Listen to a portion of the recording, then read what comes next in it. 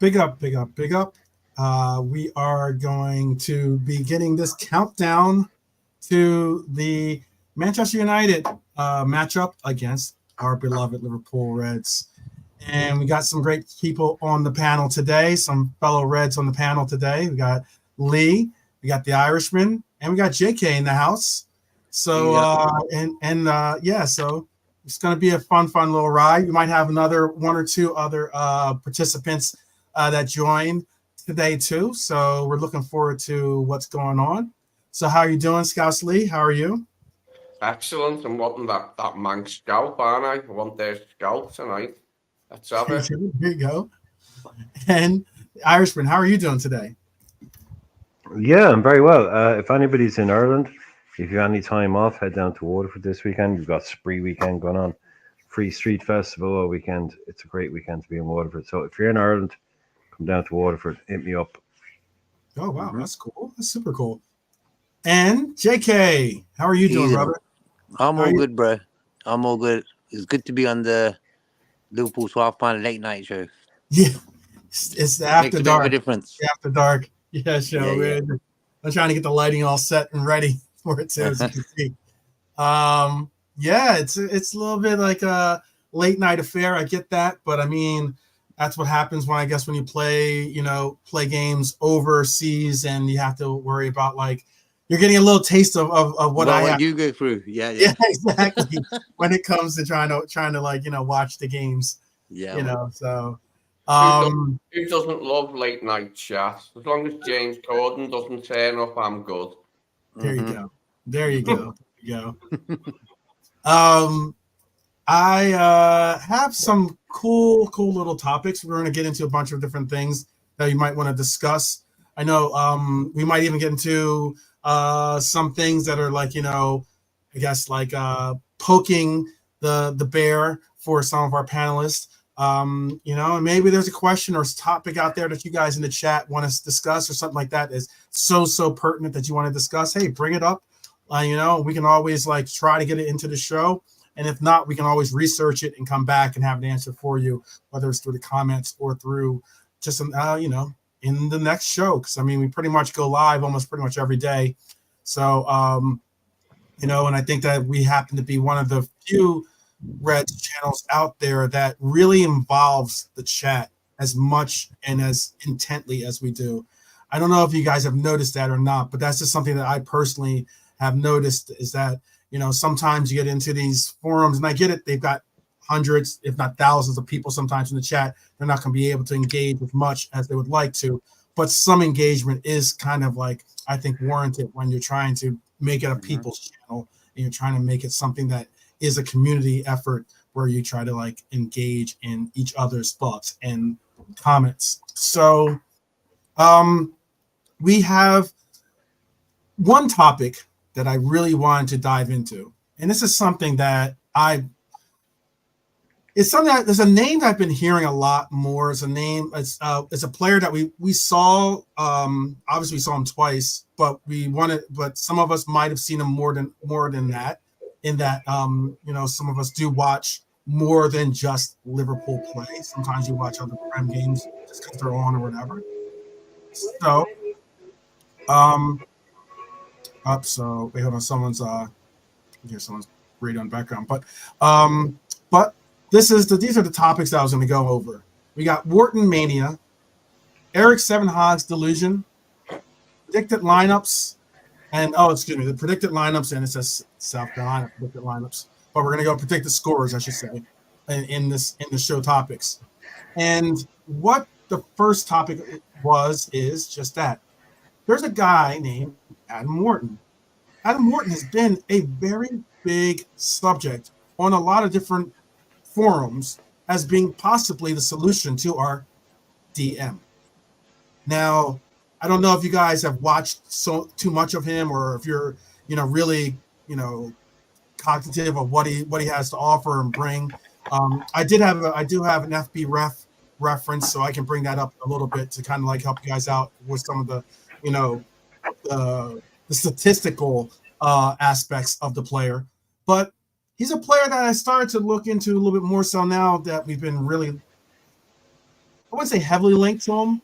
We definitely have been linked to him. I know that we were certainly somewhat bullish on or interested at least in him before he actually went to Crystal Palace. But now that he is a Crystal Palace player, and let me make sure. Okay, now that he is a Crystal Palace player, and I don't know if Crystal Palace threw Irishman off for a second there, but but now he is a Crystal Palace player, and now that he's become he's gotten chosen to the English squad as well. He's gotten a little bit more credibility to his name, and a little bit more interest. And a little bit more of a price tag. Exactly. Because So euros and he's English. Exactly. A little bit of Monica. Yeah, he cost the Eagles an initial £18 million, that is, in the winter transfer. But again, with his stock rising, obviously because of that, because of the Crystal Palace call up, or transfer, excuse me, because of the England call up, the 20-year-old has a lot of interest starting to garner behind his name. Mm-hmm. Okay, all right. I haven't gotten to you yet, Irishman. But Lee, we'll start with Lee, then we'll go Irishman, and then we'll go to JK. We'll just go around the horn. We'll just make that as like, whenever I say go around the horn, it's always clockwise. What is that name to you? Like, as in, do you think that name that I just said, Adam Wharton, is a name that makes you get up from your seat and say, yes, that's a name I really could like to see? And again, he's rated about, I think it's like 20 million euros. I think it was, or maybe it's 30 million. Excuse me, 30 million euros. I think on transfer market. I can double check that, but like I think it's 30 million euros. I know that the figure that was being put out there was around 22 million was his market value currently. You can add all the extras of him being English, him being in the Prem. You can add all those things up. Probably looking about 40 million. You said he cost them 18 million. Initially 18 million. Right now, it's being speculated that he's about a 22 million pound value player. We're getting hit with a lot of comments. So I'm going to make sure I include those too. Go ahead. For me, it doesn't excite me because he's not that experienced. He's a new player, and I want some experience to be added to the squad. We've got a lot of good young players. I want some experience in that position, and he won't be bringing that. Whereas somebody like Edison will be bringing experience. Mm-hmm. He won the bloody thingy, didn't he? Won the Europa League, didn't he, Edison? That's good experience, and he's a good player. We know he's a good player, so he wouldn't have him otherwise. But I like him. I'd like him because I don't think he'd be as expensive. I think Edison could probably be picked up for about 35, 40, couldn't he? Okay. Pounds, that is, pounds. Okay. I'm sure I bring. I'm also euros, some shit. Mm-hmm. I'm gonna make sure I bring in some of his stats too. So for you guys, you guys can continue to talk about him. I'm gonna bring up some stats as well, just so we have it as like you can reference it or. He's an England international now, so he isn't going to be cheap. They never are. England internationals are never cheap, no matter how newly capped they are. That's just it's a given. That's the way it is. And Palace will not be wanting to lose him anytime. Saying that, they will have the guy he come into the place back, who was what's his much, who we will talk linked with Decore, we will link with him. He'll be back, but they'll probably play together, won't they? I could see that that German fella playing both of them in the new season if they're both fit. Mm-hmm. Irishman, how about for you? Is that a name that makes you get off the couch and say yes, or is that or is that a name that makes you say, oh, okay, cool? Yeah, well, he's come out of nowhere. The kid is like literally out of nowhere. He comes into Palace in January, and next thing you know, he's in the England squad. They're off to the Euros. And he's the next big, like that guy. Glasner, isn't it? Yeah, Glasner. Yeah, Glasner. He comes in, does a great job. He does it. Like, that's a hell of a turnaround. I mean, if he does what he does there over the next 12 months at Palace, he won't be there for very long because Good he's obviously CV, got, mate. Good CV. yeah, Getting the Europa really League. good. Really, And really good. it's Comes in under, it did me yeah, better. it's not Dougie Friedman at Palace. People have been looking at him. He's an ex-player. Um, they do good. Eze, Elise, Mitchell, Anderson. Palace have gone under the radar. They made some poor managerial choices there. Bringing back Roy, getting rid of Vieira, maybe too early, maybe not bringing whatever, but they brought in some quality footballers, really, really good ones. Then they brought this guy in. So I'm paying a lot of attention to what's going on at Crystal Palace because they've always been a talent factory. Because it's Croydon. Croydon is like it's there's billions of people there basically in terms of the concentration of people in Croydon in their catchment area for Yeah, Palace is population. incredible. Like, Yeah, there it's is massive. like, Yeah, it's massive, and it all goes through Palace, the best of them. So the people that they get in, so it's really interesting to see what they're doing. So this guy, I'm looking at it going, he's probably the real deal, but with a he's only slightly been there more 6 months. Yeah, exactly. Yeah.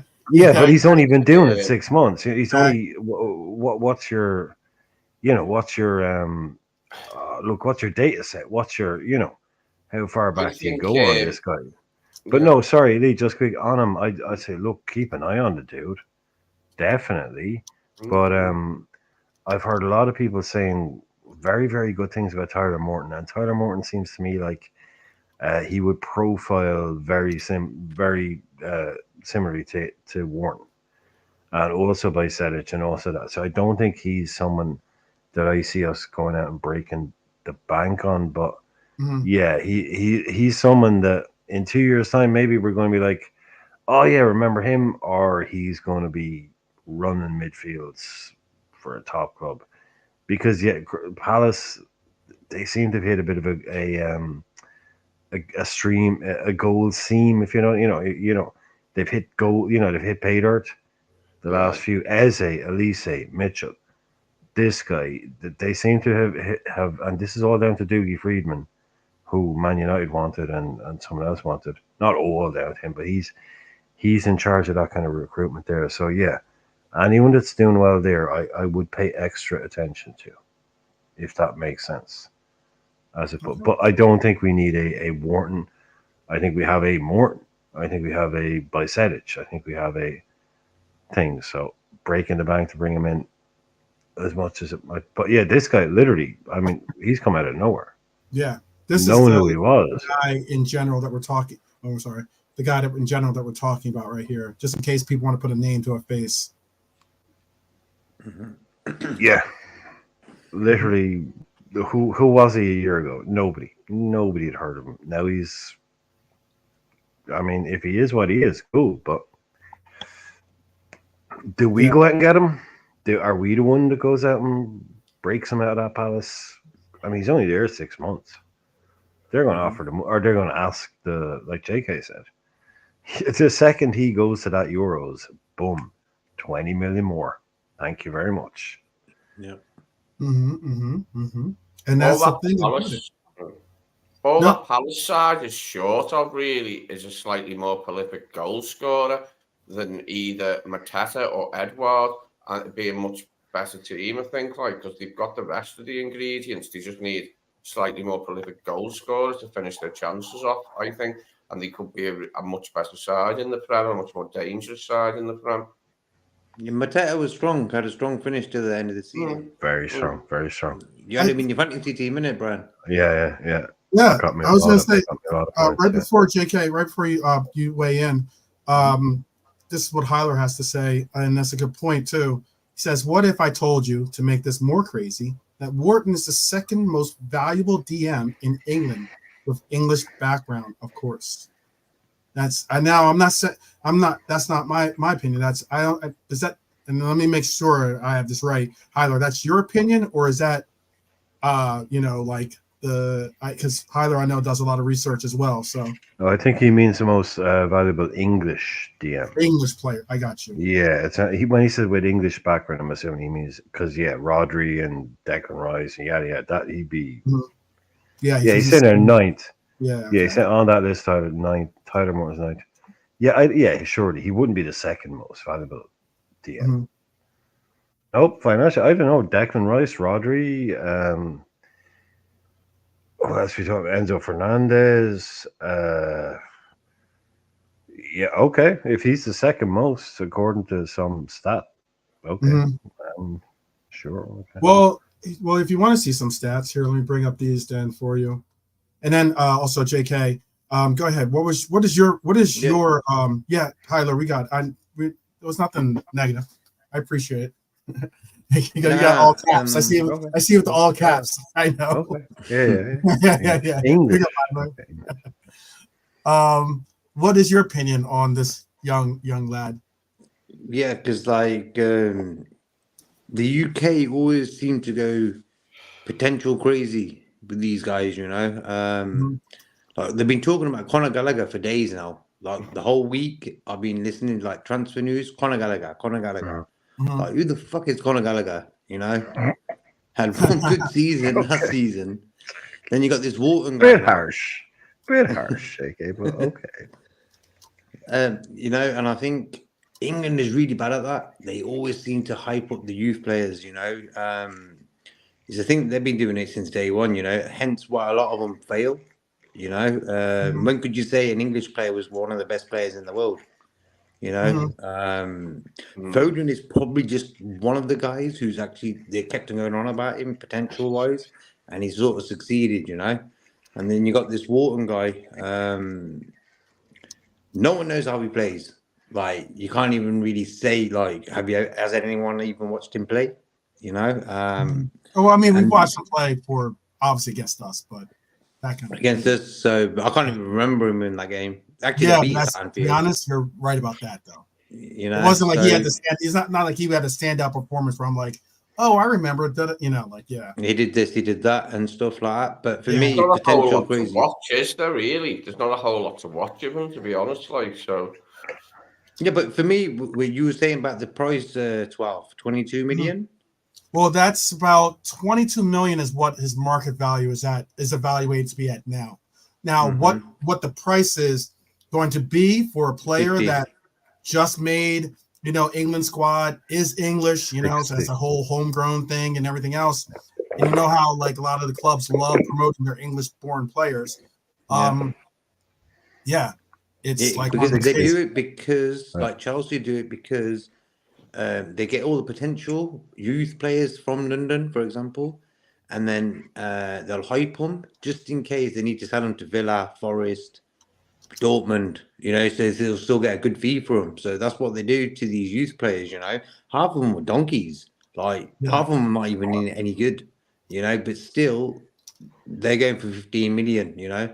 Look at that guy Matson, he's gone from them guys to Villa for 35 million or something. Via Dortmund. He went to Dortmund. Yeah, via Dortmund, yeah, via Dortmund. They spent Villa are making moves, man.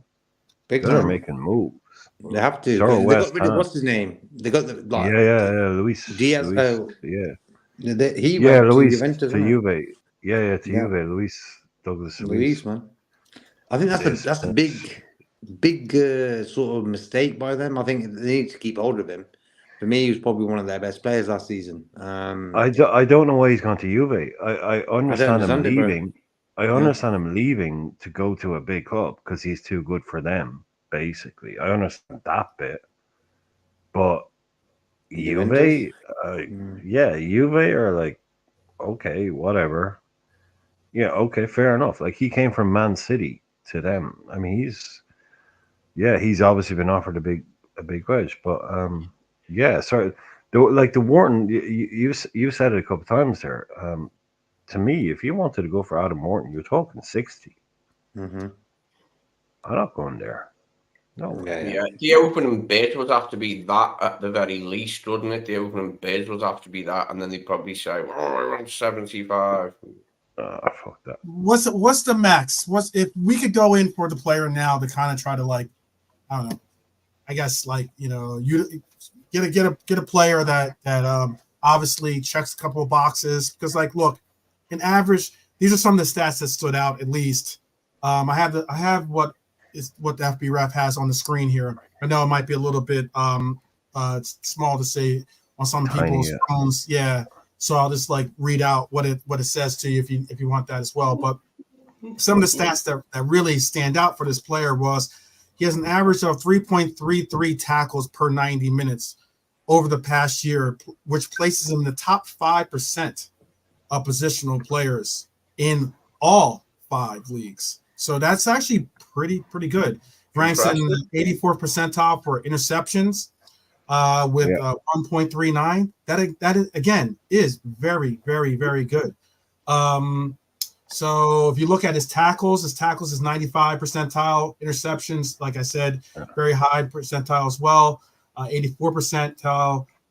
Clearances 72%. His aerials not so great. His aerials are at 24 percentile, so he's not necessarily dominant in the air. But progressive passes 68 percentile, and assists and expected assists for goals, he's at the 89 and 86 percentile. So those are some of his more outstanding statistics when it comes to his profile. It's profile as well, though, isn't it?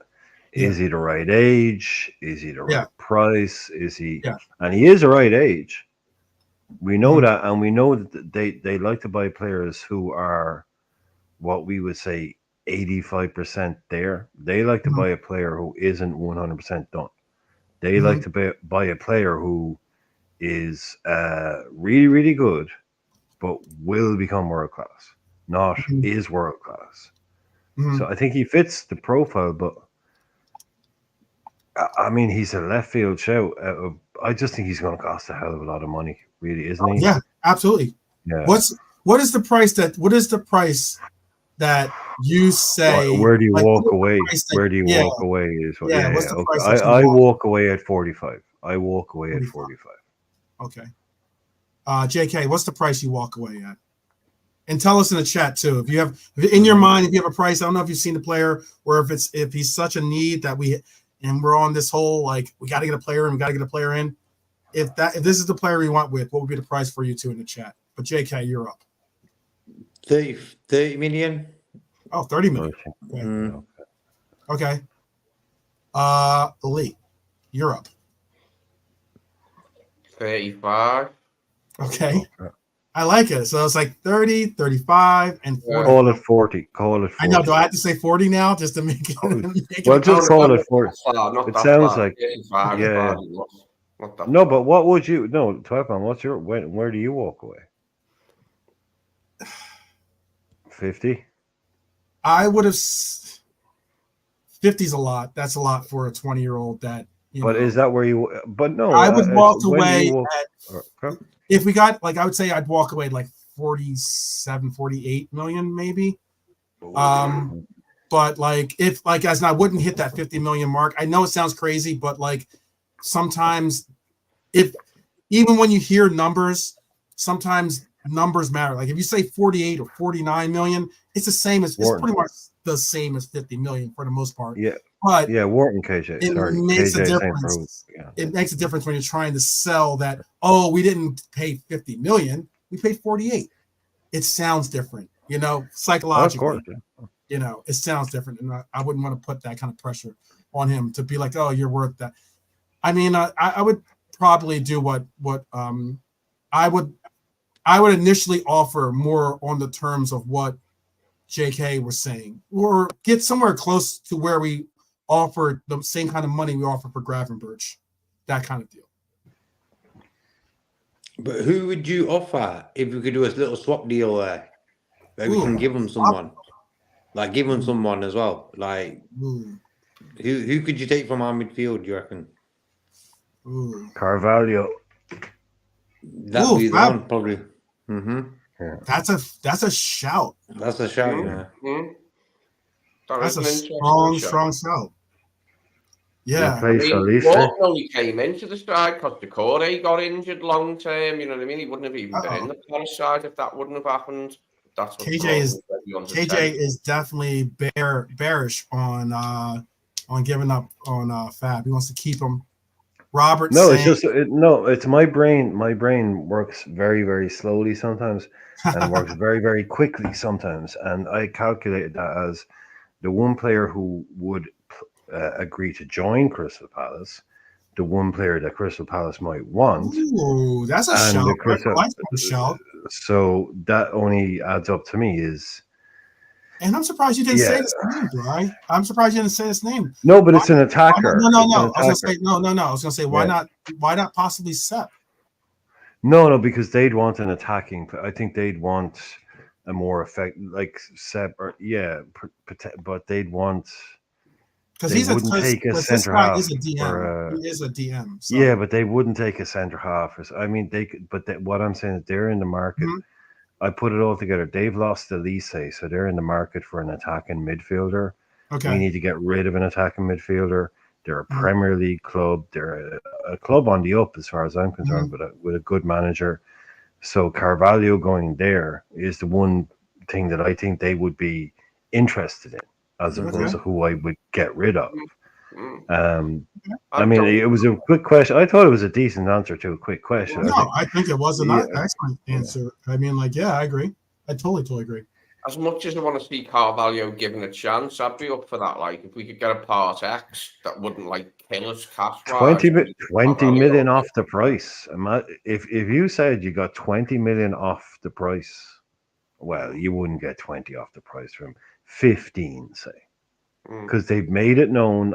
They've put one of those little lines out there that they do that if Carvalho is going to be sold, it will be for a substantial fee. So they're starting to put those kind of little "don't anyone come lowballing us" kind of quotes out there. So yeah, look, but as you all know, swap deals are the worst because they can collapse at the last minute. Just put the money down, buy the player, get it done, boom, out. Yeah. And they do play sometimes like a 3-4-2-1. They sometimes play a 3-4-3, being Crystal Palace at least. And Helios just said as well that they've just bought the is that the Ismail Assar that was at Watford? Is that the same guy? Yeah. Is that the same guy that was at what? Is that the Ismail Assar that was at Watford? No, the one Marseille. The different Ismail Assar. Okay, well, okay, then they don't need him. So yeah. Yeah, I'm just asking. I mean, it'd be interesting to see what they do. I mean, look, they play with a very interesting setup. I mean, Chris Richards plays in the back. Anderson plays as their primary center back, but they also play sometimes with Nathaniel Klein on that right side. Maybe put in. We bid for him. Sorry, no, they're saying yes. It is the same as me. We bid for him before. Mm-hmm. That guy that was at Watford, we bid for him. We were in for him. Yeah, no. Do you remember when he was at Watford? That is the same guy. This is during the Klopp era. You were very interested. Yeah. That's the same. Yeah, he was like going for like 30, 40 million. Yeah, I think what happened was that when Watford got they got relegated, I think that's what kind of like even intensified the action or the the possibility of him moving because of that, and then it just never demolished. Yeah, it's the same guy. He's really good. He's a really good player. Let me put in what the people put in as their answers. KJ put in 30 million plus 5 million in add-ons. Okay. That's cool. Robert, like I said maybe 50. Yeah, he was like in the ballpark of what I was saying, like 48. 47, 48 is like my if you're not there, that's me. That's like me giving you an extra, obviously going overboard to go for this player. But knowing that he's a 20-year-old, knowing that we had interest in him before, obviously he's someone that we probably are more interested in. We just didn't think he would hit, he would blow up as quickly as he has for Crystal Palace. I guess with the sales that Crystal Palace have done, they're not necessarily hurting for money, but yeah. Hyler says, for a position on the pitch that seems to look like a unicorn position, at least with quality that will affect all players with a premium add-on. Okay. Sure. Hi, Um, Bernie. Hi, Bernie. Bernie's just come in. And hi, Jimmy, Bonkers, Bernie, Redbird, loads of people just come in that I've just yes, seen. good So, luck, everyone. yeah, Bernie and Jimmy. It's great to see you all in again. It's getting really good, lads. Everyone's in every night. So, Yeah. just keep coming in every night. You know, we're always going to be here. It's really, really good to see people coming in again and again. So, yeah. No, just That's want to say that. interesting It's really, too. yeah. Hamida is the signing KJ is most interested in seeing at Palace. Palace is going to be a very interesting team, I think, this year. Yeah, They're going to be a very interesting team if they Me can too. carry the momentum they had towards the end. You know, like a lot of times when you get that new manager bounce, you know, like that following year is where you really see if that manager has the minerals, as a lot of people like to say. But we should see. Some players also. Let me give you some midfield players that he's compared to. You know how like FBref has like the comparable Mhm. players. So they have Leandro Paredes from Roma. They have Lewis Cook from Bournemouth. They have Martin De Roon from Atalanta. Fabian Holland from Darmstadt, right? 98, Mhm. the German team. Mm-hmm. Lucas Roberton from Almeria. Maria. Almeria, excuse me. Jose Luis Garcia Veva from Valencia. Or Vava, possibly, I would say. Coke from Atletico Madrid. Coca. Kamara from Mets. Douglas from Nantes, excuse me. And the Werder Bremen player, Sene Lennon. So yeah, like I don't know if none of those names really like stand off the paper there and say Mm-hmm. this guy's got some like comparably speaking, I like to do I think what Brian I think sometimes does too, which is you see the players that you're compared with or that they're compared with and you say, would you go for any of those other players? Are any of those other players like from those 10 choices that they put? Are any of those other players like choices you're like going for him? I don't think so. But it's unique. I don't know. It's just something I thought I'd bring up because I just think that Wharton has been. I've seen his name pop up on quite a few, rumorvilles. He was also trending on my Twitter at one point or my X at one point. So he's a player that I started to look more into and try to get a little bit more involved in what I was saying. Red for Life is asking, do I ever use SofaScore for player profiles? They have a very nice visual plots of profiles. I do use SofaScore, actually. I do quite a bit. For this, I like FBref too. But I do use SofaScore as well. Definitely do. I'll tell you what their market value is for the player too. Give me real quick sec. I'm already on SofaScore. That's how much I use it. He was actually rated in that game. In the game that they beat us 1-0, I know people don't want to be reminded of that, but he was the second highest rated player behind Eze in that game, actually. And he is rated at 27 million.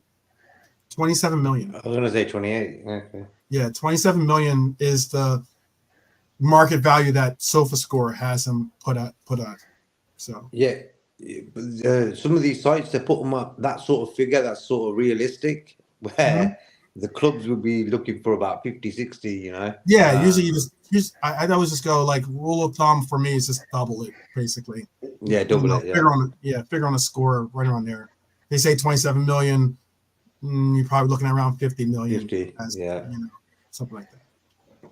But all the same. Well, jury's still out if we go for it. I've already heard that no one's getting off. That's not the the one that makes people go yay about. Okay, cool.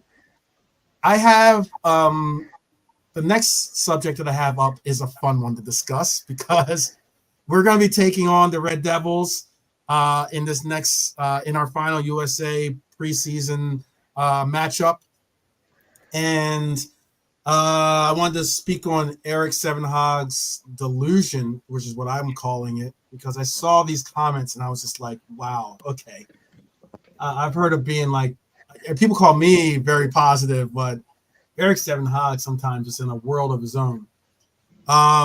These are the comments. I'm gonna bring up a quote, and I want to hear how you guys think about it, or what you guys think about it. We'll go reverse around the horn this time. And of course, I want to hear what you guys think of about this in the chat. So yeah. Oh, and we do have the confirmed lineups. Okay, Hyler, appreciate that. I have predicted lineups. We do have. We'll definitely include those too. By the way, so I got your Hyler. Thank you very much for putting that in there. But yeah, I was just going on Twitter to check it for KJ because KJ was asking. Yeah, but yeah. I'll be bringing it up. It's game time isn't for another 45 minutes, so you guys know. But these are the comments I want to talk about. Since we're going up against this coach, these are the comments I wanted to talk about. And this is what Eric Seven Hag, at least that's what I like to call him, for Manchester United has had to say in interviews. He said, "We caught up and we're capable of competing with the best teams in England." Oh. And you are trying to compete with the best teams in the world, some teams like Real Madrid, of course, who are very good, who are a very good team. Our challenge is now to do this more consistently. He goes on to say,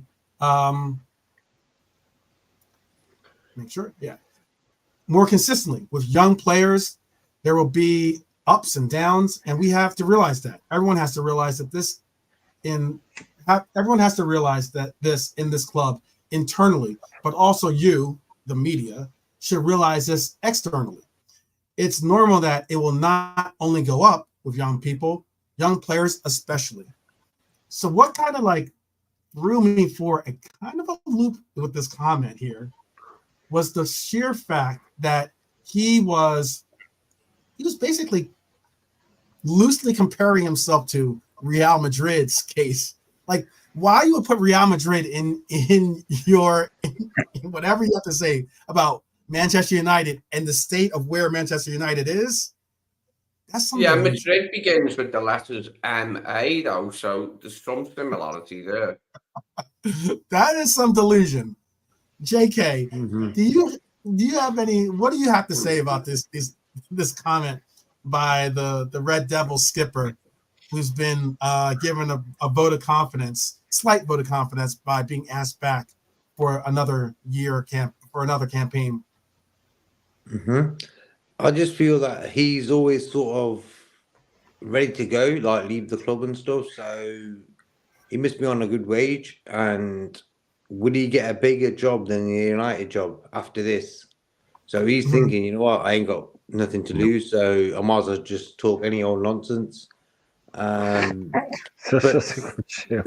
That's not a bad shout, actually. Yeah, JK just cutting through it all right there. Yeah, fuck it. Amazing. I just say, yeah, that's a great shout, man. That's a great shout. But I think, like one day the fans want him out. I think if you lose to Liverpool 7-0.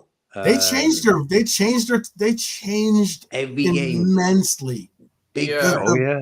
They were all Eric Seven Hag's got to go. He's got to go. To let's give him another shot.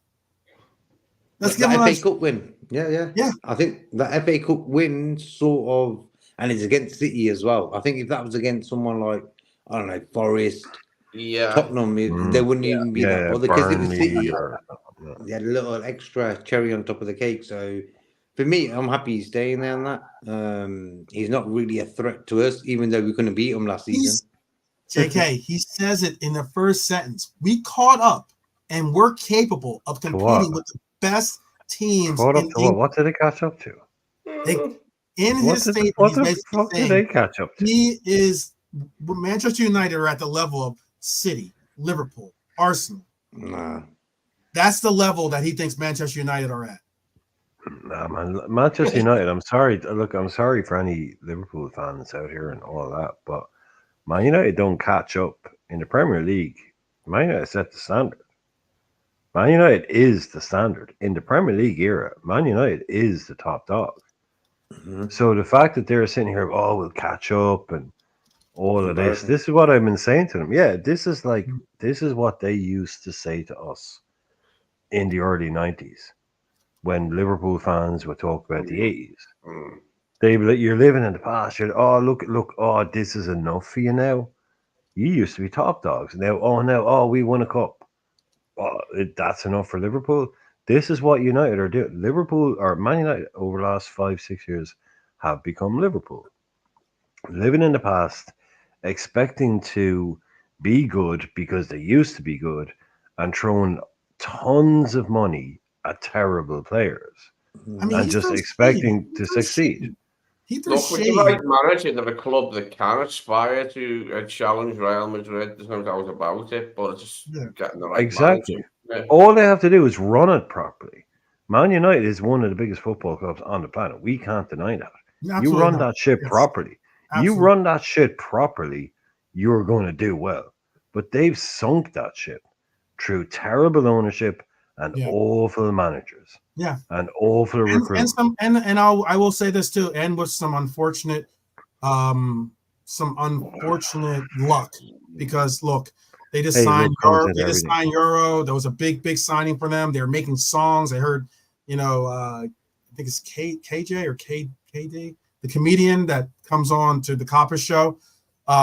He was singing songs about Euro, and everyone was doing the whole wax lyrical about the player who was a talented player, good young player, and then he ends up getting injured in a preseason match and is now out for 3 months. That's unfortunate. I didn't know that. Yeah. Yeah. He's now out for 3 months. Yeah. Look, yes.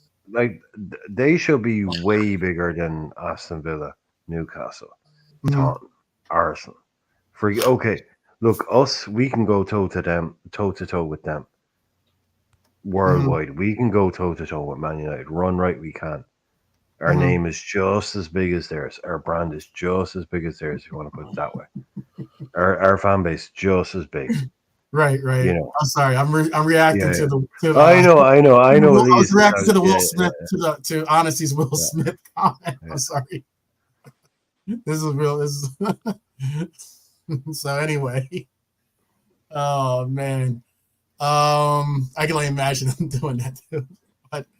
But again, yes, you're spot on. It's just interesting how these are some of the stats that he's had. I mean, in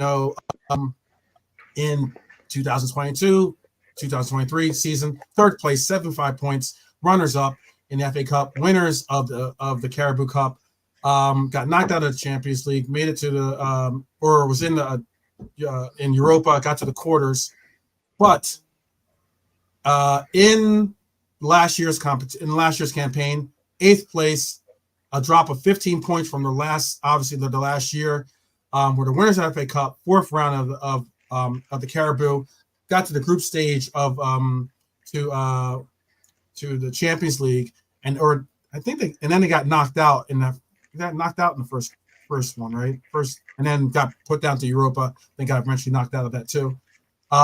31 points behind the team that this particular manager just said they are on the same level of. How you can say you're on the same level of a team or clubs that you are 31 points behind makes me say you are delusional. I don't know if I'm alone on that or not, but I think that's some true delusion. Some very true delusion. Yes, I am. I am definitely thinking in the money. But yeah, and there were some parts too about the chat that brought up something. I think let's see. There's one that was talking about how long does he actually have the locker room? Like how long he can hold on to this locker room for, Obviously, he's had problems with Sancho. He's had Have they sold him yet? Actually, sorry. Quickly, has anybody? Have they sold Sancho? Any bids for Sancho? Is he still at United? He's definitely still there, right? He's still there. I know that there's trying. That's a- I think that they're trying to work out the specifics on getting his deal done. He's going to Big go into the wages. French league. Yeah, Big his wages. are a harsh reality. Oh, that fuck. he The will French be league. there. Yeah. The only team outside of PSG, like he's on around 350 a week. Excellent. That is beyond the ability of pretty much everybody on the planet that doesn't already have an interest in him. Like the only clubs that can pay that kind of money are not going to pay that kind of money to a United cast-off who can't get along with the manager. This is what they've dug themselves into, is loads of these kind of things. Casemiro, Varane, they're looking. Casemiro 60 million at 30 and on around 350 grand a week. That's not how you run a football club. That's it. I'm overjoyed at this news that's what he's on. 350. Yeah. James, Oh, you're not paying. From 350. Dortmund won't pay that. Even a top club that he would go to, Atletico Madrid, Inter Milan, even those people, they're not going to pay even half of that for a guy that these guys they tried to get rid of him last year. Yeah. Right. Is he free, is he, or do United want a fee? No, they're going to have to get him. No, they're not giving him away, man. He's cost money. This is the mess. Like, I didn't. But that's this is the one thing that with they've already Ten put Hag. themselves in. That's the reason why you'll most likely get into. Giving them away, aren't they? I know he costs a lot of money. That's the reason why you're going to get into the Casemiros. That's why there was an effort to try to get to move on from Varane. There was, that's the reason why they're still in a pickle, despite the fact that Bruno has been very successful when it comes to providing statistics, as in like goals and assists and the likes. That he now wants a bigger. He wants a commitment made to him. He wants a bigger commitment, meaning like, okay, well, pay me more. You're paying these guys more, and you don't even want these guys. These guys don't even contribute on the levels that I do. And that's where he's at right now with this. So it's kind of like, and he's right it too. makes what's good. Yeah, he's right too. Like, I mean, Anthony. What's Anthony on? What's Sancho on? Bruno is the one guy that's there. Before Bruno was David De Gea. David De Gea literally kept them in the Champions League. A goalkeeper at Manchester United. A goalkeeper at Manchester United won Player of the Year, I think 4 times or 3 times in about 5 years. Their goalkeeper was their best player. Yeah. That tells you everything you need to know about Manchester United back then. Yeah. He literally won Player of the Year at Man United. I'm not making that up. He was Player of the Year every single year for about 4 years. Big fan of David De Gea, a big fan of him. Yeah, he's an amazing goalkeeper, but you're Manchester United. Your Player of the Year for 4 seasons shouldn't be a goalkeeper. It should be Ronaldo. It should be fucking Tevez. It should be Rooney, Cantona. That shows you where they were. I agree with that. And where we want them to be. They've got a lot of questions. They've got a lot of question marks on their team when it comes to not just the performances that they're getting out of the players, but the sheer fact that they're paying so much in salaries to these players and the enormous prices they paid, the over sometimes paying of prices they paid to get these players in has certainly hurt their ability to bring more talent in to replace them. It's that simple. PSR is now starting to bite people in the AWS, So now all of a sudden, you have to be realistic when you're trying to go out and get players. And you're right, PSG is the only team in France that is like viably considering going after the player. This was reported by the Daily Mirror. It says they've claimed that the Red Devils want to recoup as much of the 73 million pounds they paid to initially sign Sancho from Dortmund in 2021, with a 40 million pound evaluation being put forward as an asking price. They've lowered it simply because of the high salary. And then PSG are rumored to be the closest to match that figure, with United starting their preseason. Blah blah blah. So Yeah. yeah. Did you say Yeah. PSV? PSG. PlayStation. Joke, PSV. PlayStation. Yeah. Look at the forwards they've got. Yeah, they're not going to buy him. Yeah. They don't need to. They've moved away from that model. Sorry, JK, go ahead. Yeah, yeah. I was just gonna say about football in general. Like ever since Fergie left, Man United have just chucked money without any thought process of what they're doing. You know, when you look at our club, yeah, we don't overspend, but I think we sort of run in the right way. In that way, I think we just need to put that cherry on top of the cake. That's what our owners just don't do that. But I think our worst one was Naby. Yeah. That was a bad one, Naby. But we haven't had a bad one. Naby's not really. Yeah. Naby If Naby could one. have stayed, Naby's had there were times when what was it called? It was the NFT. Naby Remember was the just NFT? fitness. Naby was fitness. Never, let's be honest. Yeah, never quality. It was just fitness. There was a time when we had the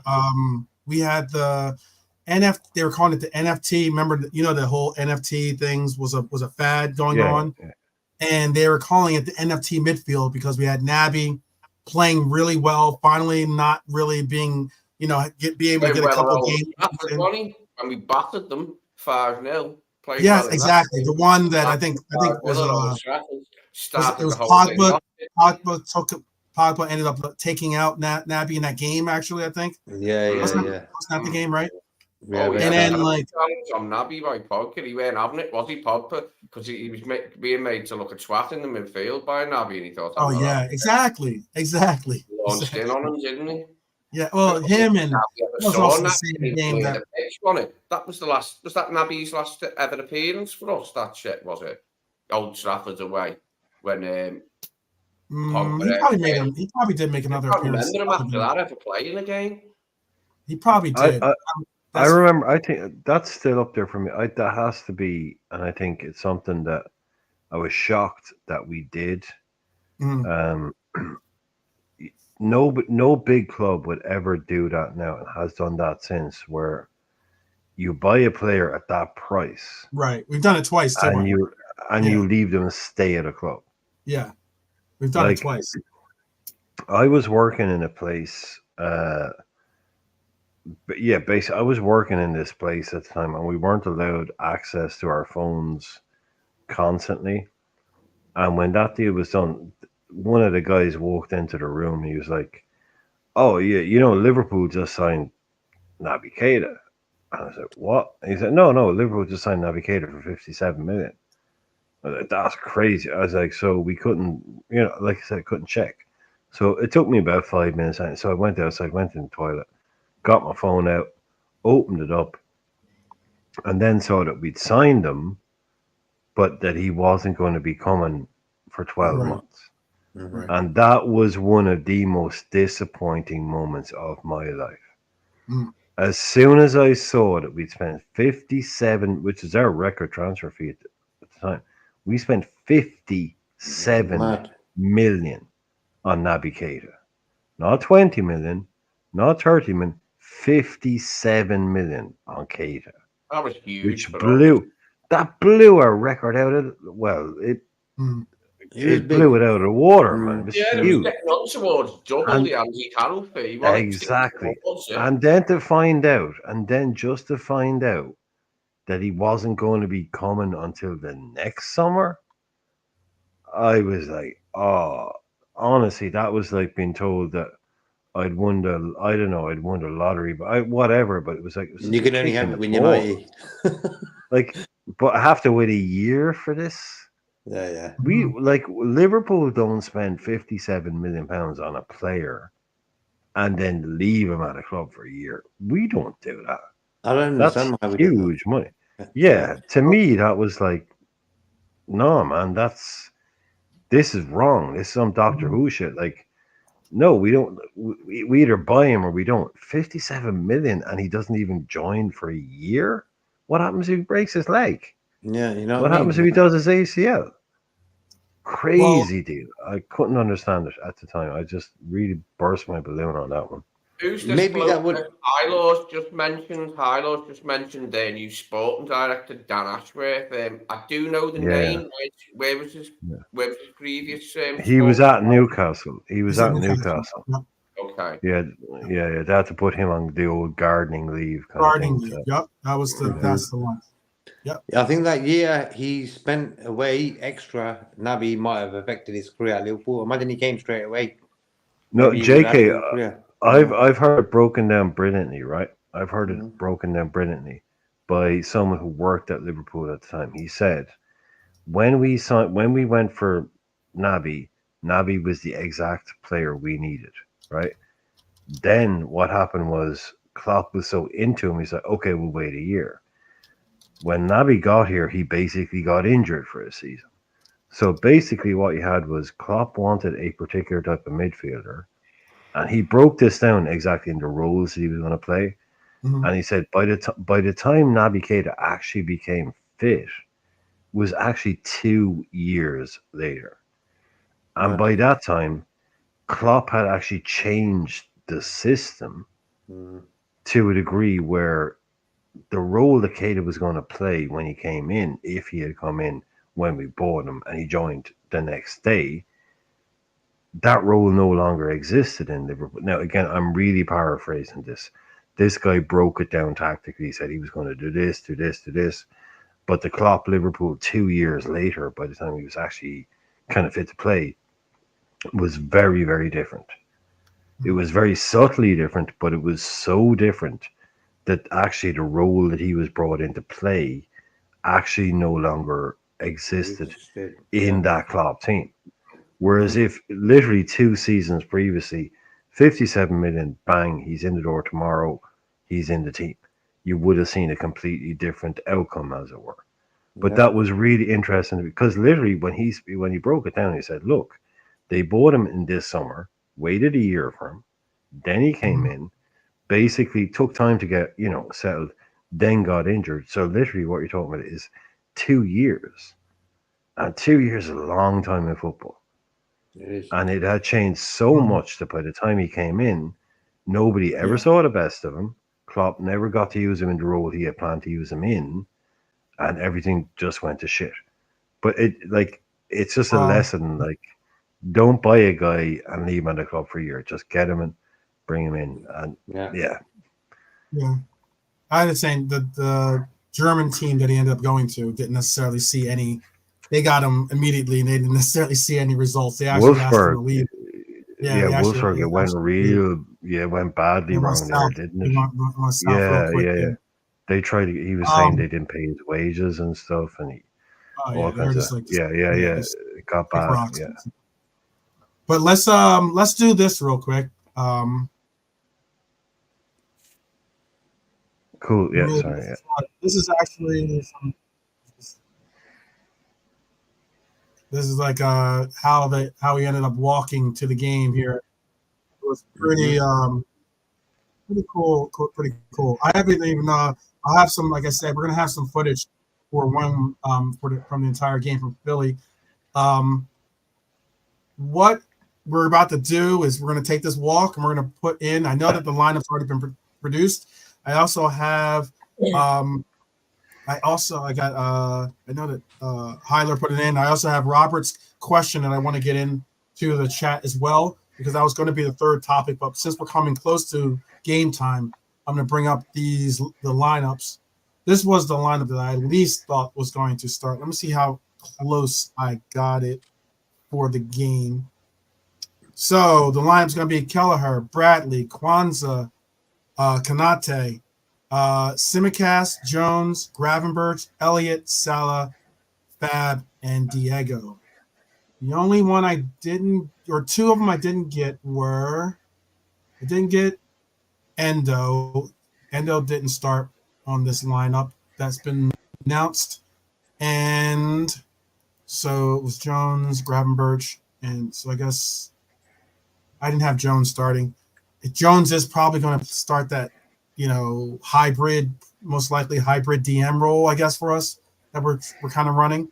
Maybe you get to see what I've been actually saying. Something that I put out there originally was maybe you get to see Gravenberch in that role here or there, which I personally wouldn't mind seeing. I know I've been pushed. There's been a lot of pushback on that comment, but it's all good. And then the other one I didn't get right. The other one didn't get right was I put Vandenberg. I thought they were going to start. I thought he would start Sepp rather than start Kwanzaa. We all know that Kwanzaa is pretty much a preferred choice when it comes to players, or we already know what Kwanzaa can bring to the fold.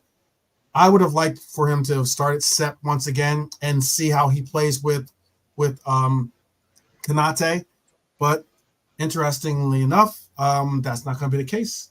Sepp most likely will be getting some playing time, most likely in that second half. I don't know. Let me double check too. Let me see if I have the lineups for the Arsenal, because I had the Arsenal lineup that I predicted too, real quick. This is the one I predicted.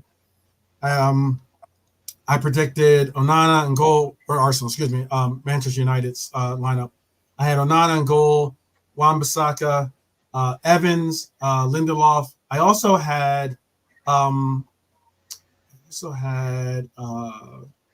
they have a player, but I wasn't able to find him in here. So let me double check and make sure. I'll bring up his name in a second on the left back. And then I had Casemiro, Eriksson, Diallo, Mount, Majebri, or Hannibal, basically, and McTominay. Let me just double check, make sure, see if the lineup. I know you guys have it on Twitter. I have the lineup here. So they're going with Wan-Bissaka. Oh, and I would have gotten it right, or except I would have missed out on Sancho and Rashford. That's who they're starting. So they have Onana. So you wouldn't have gotten it right. Yeah, I would have had. Yeah. That would have been 9 for 11. That wouldn't have been that bad. Oh. Or maybe even 8 for 11. Maybe that is bad. But all right. Come on, it's predicting lineups. Come on, let's go. You're cool. Don't worry. Onana, Wan-Bissaka, Lindelof, Johnny Evans, and Harry Amos, or Amos.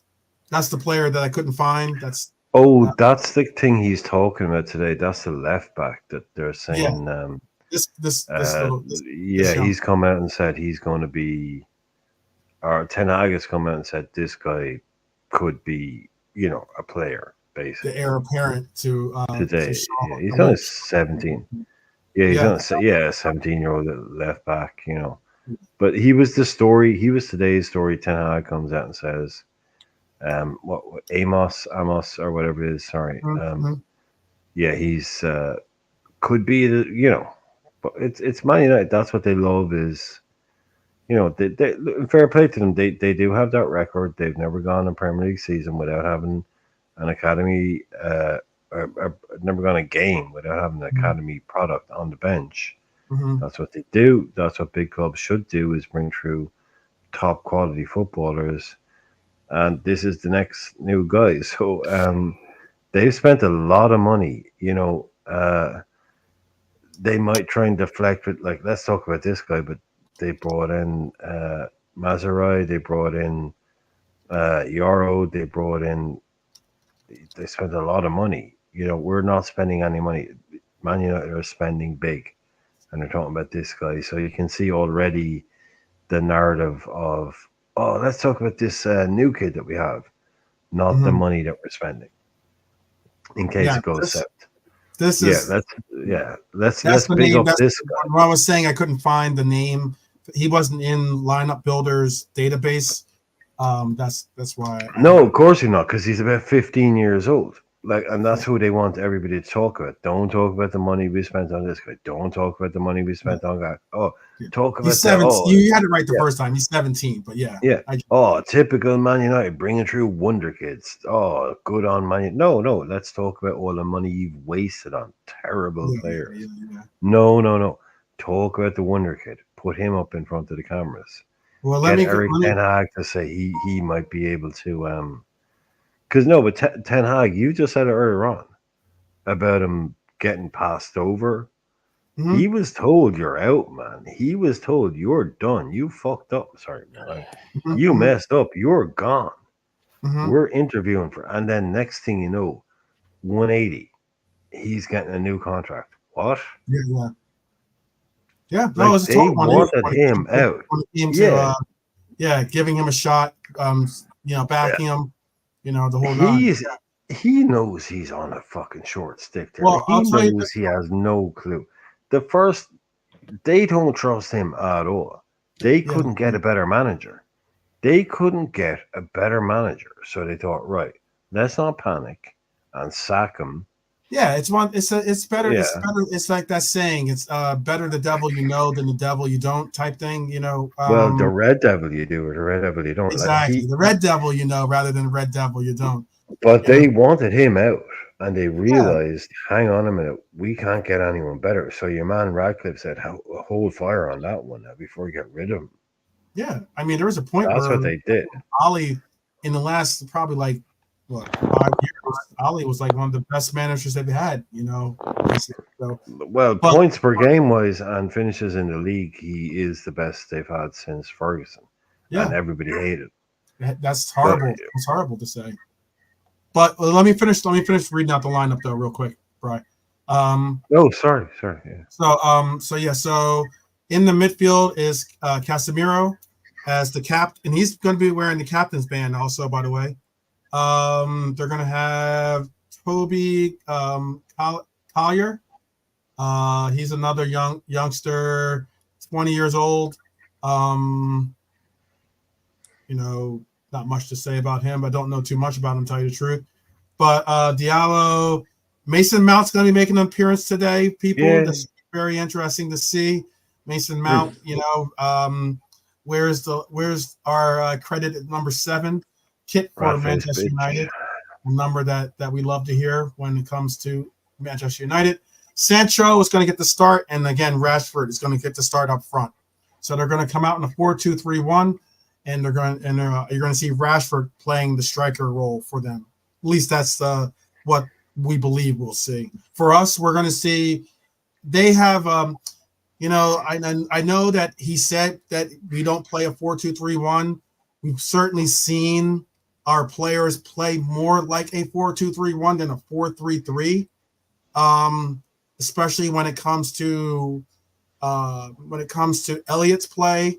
And even sometimes Fabio's play in this role. You kind of see them gravitate towards that. But the lineup builder the suggested formation that they have us in is they'll have, the obvious back four being Tsimikas, Kwanzaa, Konate, and Bradley. But when it comes to our midfield, they have Elliott and Gravenberch being in that pivot. And then they have Curtis Jones, Fabio in the 10, Salah on the right side, and Diego as our striker. So we'll see how much that actually formulates onto the pitch, but that's what we are looking at. And again, we are very, very close to game time. It's been pushed back to 4:40, or excuse me, that's my time. It's been pushed back 15 minutes, I think, because of the conditions there, or the weather conditions. But it's looking at. What's wrong with the weather? Lightning. Lightning. It's lightning. Oh, okay. Yeah, they're having thunderstorms. So wow. So I don't know if it's thunderstorms or heat. It could be heat, like the heat lightning or heat. It won't be lightning. It's only the only reason they cancel. It's lightning. Definitely got to be lightning. Otherwise, lightning's no joke. No, here, especially in America, they don't mess around with that. The last thing you want to do is have someone you're sitting on metal chairs. Sometimes at some Oh point. no, So, it's happened. We know it because we've done some of those. JK, you remember like all those Southeast Asia mhm, ones. This happens all because they go there, mhm, basically in rainy season. Like they do, like they go and like how many times have the Bangkok game's been rained off mhm. or wait half an hour and then it's like yeah. But that's what happens when you go on tour in the. Uh, Hotter that's climates. crazy. Yeah, these different Okay, you can climates. say Yeah. it. When you go on tour, where? Where are you gonna say? No, in Southeast Asia when Oh, you go in the Southeast Asia. summer. I Yeah, got you. the amount of times it's Oh been yeah, like, for oh sure. In yeah, Southeast Asia, they've yeah, been for sure. delayed because torrential rain Torrential and downpours. Yeah, lightning storm. Yeah, it happens all yeah, the time because you go on summer tours. That's what I yeah. mean by summer Yeah. tours. Yeah, you go to Yeah. summer tours. This is like yeah, you're gonna get mad weather. Usually the weather's pretty nice in South Carolina during the summertime. To be honest with you, it's usually pretty But nice. these days, man, one flash of lightning in the sky, and everyone's like, "No, safety, safety, safety." Yeah, Like back in the day, one flash of lightning in the sky, everyone's like, "Fuck it, just get the game on." Yeah, carry Now on, it's like, oh innit? yeah. Now it's like, Yeah. oh no, you have to stop and get this and get that. But yeah, get the game on. Get the game on, man. Ryan's the kind of guy that when you say something like that, it makes me think of what was the name? It was a John Candy movie, and the guy kept The Great Outdoors, I think it was called, and he kept getting struck by lightning in the movie, and like he just couldn't catch a break. Like you just don't want to. Oh, the Great Outdoors. Yeah. I remember that one. Yeah. I remember that one. Candy movies. Man, Candy was putting out like a movie every 6 minutes in the 80s, man. But some of them Yeah. were He Yeah. was on so good. fire. He was on fire. Yeah. Great But Outdoors. Steve Martin and all that shit. Like yeah. Or no, it was Dan Aykroyd. Dan Aykroyd. Aykroyd, yeah. Yeah, The yeah. alumnus. The Yeah. SNL alumnus. They're like they were brother-in-laws or something. So Oh, great. yeah. That's the lineup we're looking at. Do you guys feel confident in that lineup? Do you guys feel we can go reverse around the horn here since I see Lee's camera's off, so he might be making some tea or something. Do you feel comfortable with that lineup against Man U? Look, and please in the chat tell me with the lineups that we've just announced, what do you see being the final outcome in this game? Are we looking at a 1-1, 2-1, 4-1? Tell us what 4-2. your score is. If you want to tell us the scores, that'd be cool too. But is the lineup good enough for you? And what's the score that you're thinking that we can get from the score or from this lineup? Excuse me. JK, you're up. Yeah, I think I'm going to go with the 4-2. Okay. And with our lineup, Sabotala ain't starting, is he? Yeah, defense is sound. Yeah, because like when you look at our subs bench, I would say Doak, Bacic, Endo, Vanderberg probably could get a game as well, out of them lot. But with the players we have, it's not a bad team. Yeah, with the players we got, it's not a bad team actually. I mean, considering the players that we have, the pool that we have, players that we have to go with, yeah. Mm-hmm. And when you look at United's team, I think it's the strongest lineup that we could possibly go with, probably. Yeah, that's the strongest we can go with. And when I look at the United team, like they want to sell Wan-Bissaka, they want to sell McTominay, and also Johnny Evans is in that team. We got to beat this team, Mm-hmm. Yeah, we got to beat this team. Yeah. I think the onus on this game is for United to have a good result, not for Liverpool to have a good result. Considering that, again, we're playing, arguably a good number of our, I guess you could say second string, if you want to call it that. I don't want to be disrespectful to Fabio and to like Gravenberch or even Elliott, but I mean, like, I don't know. I don't necessarily. Elliott could get a shout to get a start here and there coming up this year. I think he could probably get, especially in this new role that has been like somewhat carved out for him and the success that he's been having. But other than maybe Kwanzaa, and Salah, and you could maybe say Diego. There's really maybe Curtis Jones. There's really not any, slotted in starters in that lineup. Would you say different, Irishman? Well, I wouldn't think there's been a role carved out for Elliot. I think there'd be a way of playing. I think there's been far too much. Go ahead, just rip the Band-Aid off. Rip the. Yeah, go no, ahead. there's been far too much like we're going to play the like this. ringlets out. Rip the ringlets out if you got to do that. No, no. It's like we're going to play. Oh, we're playing like this. We're playing like Slot said himself. Look, we're going to play like this. We're going to play like that. We're going to play like this. We're going to play. It's going to be 3-4-3 in build up. It's going to be 4-2-3-1. It's going to be 4-1-4-1. So there needs to be a lot less focus on where people are going to be playing. It's like you said, he's shown now that Harvey, if you have a particular game that's coming up that he wants to play in a role, he can excel in that role. And I think there's been too much made about the lack of transfer activity, because you have to give the guy room to say, look, we have a world class squad of players. He wants to get to know each and every one of them and what they can do for him. Which I can appreciate. I think we should all appreciate. Yeah, he's never even seen some, like he hasn't even played with some of them yet. Darwin, so he has to let's see what this guy can do. He's got to have conversations with the players to feel to understand what their vision is. Even just to watch him, you can watch all the videos you want. You can watch all the scout reports you want. You can have all the data you want, but you need to get in the room with these guys and get on the pitch. Okay, I can do this with him, and then I need to do this. I need to do that. I think that's why it's been so sort of he isn't instantly coming out and throwing. Because we got to guess what? We've got a really, really good squad of players. Who is the obvious terrible player in our team that we need to get rid of? There isn't one. Nunes, Simicast, Robertson, Gravenberch, any of these players that even people might want to sell or get rid, they're not terrible. Like, all of them are high quality players. So, okay, is it surprising that he doesn't come in and go, I need 4 new guys and I need them immediately? No, he's going to come in and go, right, let's see what's happening. Yeah. It's the fringe guys. So I don't imagine a lot of different things are going to be happening. I just think Gravenberch is someone that I think the only thing that comes with him, he was a Jurgen Klopp thing. We all know Klopp wanted him for 2 years and then he got him. He was the one that I was going to think, that might be a bit weird for him. Klopp has come in and said, look, I spent 2 years chasing you, spent nearly 50 million quid on you.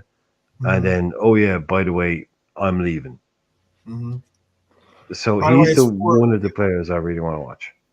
Yeah, Robert's saying exactly. A new midfielder means that either Elliott or Szoboszlai sits on the bench, which is exactly. I mean, look, midfield, out of all the positions on the pitch, midfield is the most heavily stacked, I believe, that we are in, especially with the emergences of your Bobby Clarks, your McConnells. I'm not saying that they should start or should get, heavy minutes coming up or like that, but I'm saying that, there's only so much room that you're going to be making, because even though let's say hypothetically we do go out and get a player or get a midfielder, well, that means that those midfielders that we put out on loan, they're eventually going to come off a loan, So we either have a place for them or we have to figure out, are we going to move on from them? So yeah. Yes, Redbird. Kickoff is scheduled for 15 minutes. 15 minutes is going to be the kickoff. And Dustin, yes, I am speaking on that. He says, "You mean the Sevilla game still bless energy? Do you know why Dom ain't playing and Kumas isn't on the bench?" So I'll find out about Kumas, but what I was saying, the reason why he's asked that question about the Sevilla game is that we're going to play 2 games in the same day for the Sevilla game. So most likely you'll see 2 they full do that. squad. Yeah. Yeah, they've Yeah. done that before. That's weird, man. That is weird. Yeah. That's Yeah, really. that's I like, think that's just really. yeah. That sounds like a coach that's really trying to get a real strong grasp on like No, it's who's going to not be on just this. him. No, we've done that loads. No, they do that a lot. It's not just him. They'll play like a morning game and literally an Yeah. afternoon game. Mhm. Yeah, And behind closed doors. yeah, that's happened a lot. But that just shows me it's not. It just shows you how short on time he is. Like he's had nothing to work with That's what I'm these saying. guys. That's what I'm saying. Yeah, Yeah, yeah, that's what I'm saying. nothing. Yeah. He hasn't even had Darwin, hasn't had Diaz, hasn't had Right. anybody, and the next thing you know, it's going to be like, oh, hi, I'm Arnie Slot. Oh, hi, I'm Darwin Nunes. Yeah, we got a Premier League game in about a week. Cool. I Yeah. mean, that's where we are at the moment. It's time is. Oh man, I'm not happy about this stuff. Yeah, he's come in at like a really horrible time. Copa, Olympics, Euros. You know what I mean? Yeah, Yeah. 5 minutes Yeah. to work with some of these guys. 5 minutes to work with some of them. He couldn't have joined for the worst summer, could he? No. Like from that point No, of no. view. No, But it's horrible. hey, look, here's the thing. I'm happy with that midfield today. I think it shows, it's just a different mixture. Gravenberch, Jones, and Elliott. I'm happy to see that for the initial 45 to 60 minutes, if that's what it is. I prefer it to be less and other midfielders to come in. I want to see Bajcetic. I want to see more of him. I've been wanting to see him for a while. But we know he's just getting back to fitness and slot nose. That's why I reckon that's why we haven't seen him that much. He's just getting back to his thing, and because he was out for bloody ages, mate. He was out for eons. Whole season, basically. Yeah. Too long. Speaking of evaluations, I think that this question that I said I had from Robert was a good question too. He's asking, and we'll ask the panel this too. Oh, and I didn't get. Did you give my fault? Before I bring this up real quick, did you give a score, Brian? You say what your score was? 3-1. 3-1. Lee, do you want to give a score and your quick insight on the game? Yeah, I'm going to go for a 2-0. I'm hoping that Canarse coming into the defence solidifies it a bit more, and that we keep a clean sheet. So I'll go for 2-0. A goal in each half. I'm going to peg Gravenberch for the first one, and Jota maybe to get the second one. Okay. That's me tip. Let me bring up this question here for the panel too. I think it was a good one by Robert. Robert says, can someone explain how Gordon had a good season, scoring 11 goals and 11 assists in all competitions, but Cody has 16 goals and 6 assists, and Diaz has 13 goals and 5 assists in what's related as being a bad season, but Gordon is a massive upgrade. JK, do you want to handle, or Lee, do you want to take that on? Either or. JK, you want to take it on? Yeah, go ahead, JK. I think because Gordon was sort of a new boy in Newcastle, and Diaz and Gakpo sort of, they're already with us and stuff, and we've got high expectations, Liverpool fans. So we're gonna say there wasn't great, even though with them numbers there is better than Gordon, for example.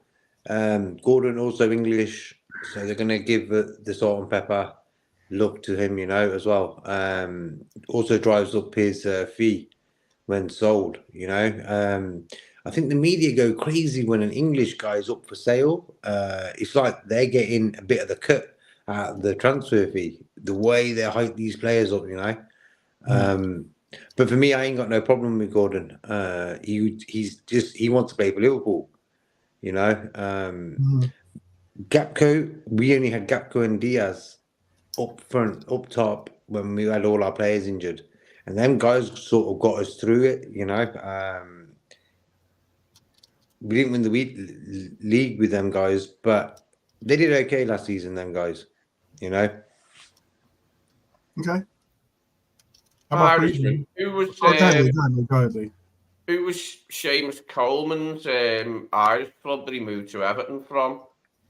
Sligo Rovers. Sligo Rovers. Well, Everton got a draw with them. I was in my dad's today, and I inquired about Everton, As you know, he's an Evertonian. He lives upstairs in the flat above me. And I said, what are your aspirations for Everton? Well, what are your hopes for Everton this season? And it contains a lot of F words, what he said to me. And it wasn't very hopeful, the poor old dude. He was like, yeah, we've sold Onana. Don't like that. Why we done that? 50 million quid, man. 50 million quid, like. Yeah, take it while you can get it, man. Take that. Yeah. You take that and don't even look back. If you're Everton, you do. Well, they got a draw with Sligo anyway, which is an improvement on the 2 defeats they've had to Coventry and someone else whose name. Yeah, they lost to Cov, yeah. Fucking hell. Well done, Cov. Fucking hell.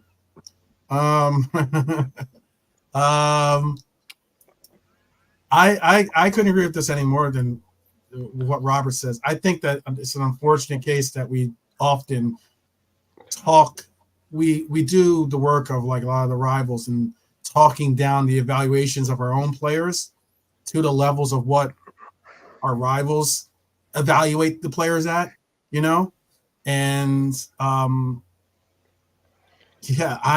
think that Cody, if you were to tell me if someone were to say, I don't know, Diaz or Cody ended up having 16 goals or 14 goals for Arsenal last year, Gooners would be over the moon for that. Those kinds of like. Yeah, but valuation is incredibly nuanced. It's incredibly difficult. The valuations, you know, it's almost rarely about how good a player is. You know, it's about how available they are. There's so many things come into it. Yeah. Where some like Gordon, whereas you can understand, like, I understood why we were in for him when they were in there.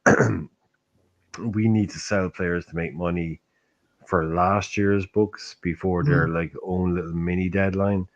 That to me was what that was all about. It was about us going, there's an opportunity to be had to get a player we rate at a very, very good price, which I think would have been around 40 to 45 million, right?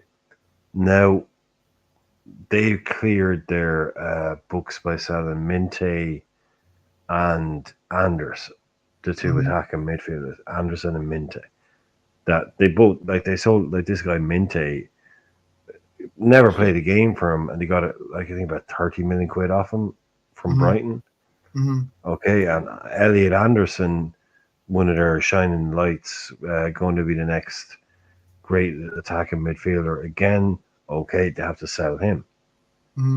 Didn't have to sell Isak. Didn't have to sell Gordon.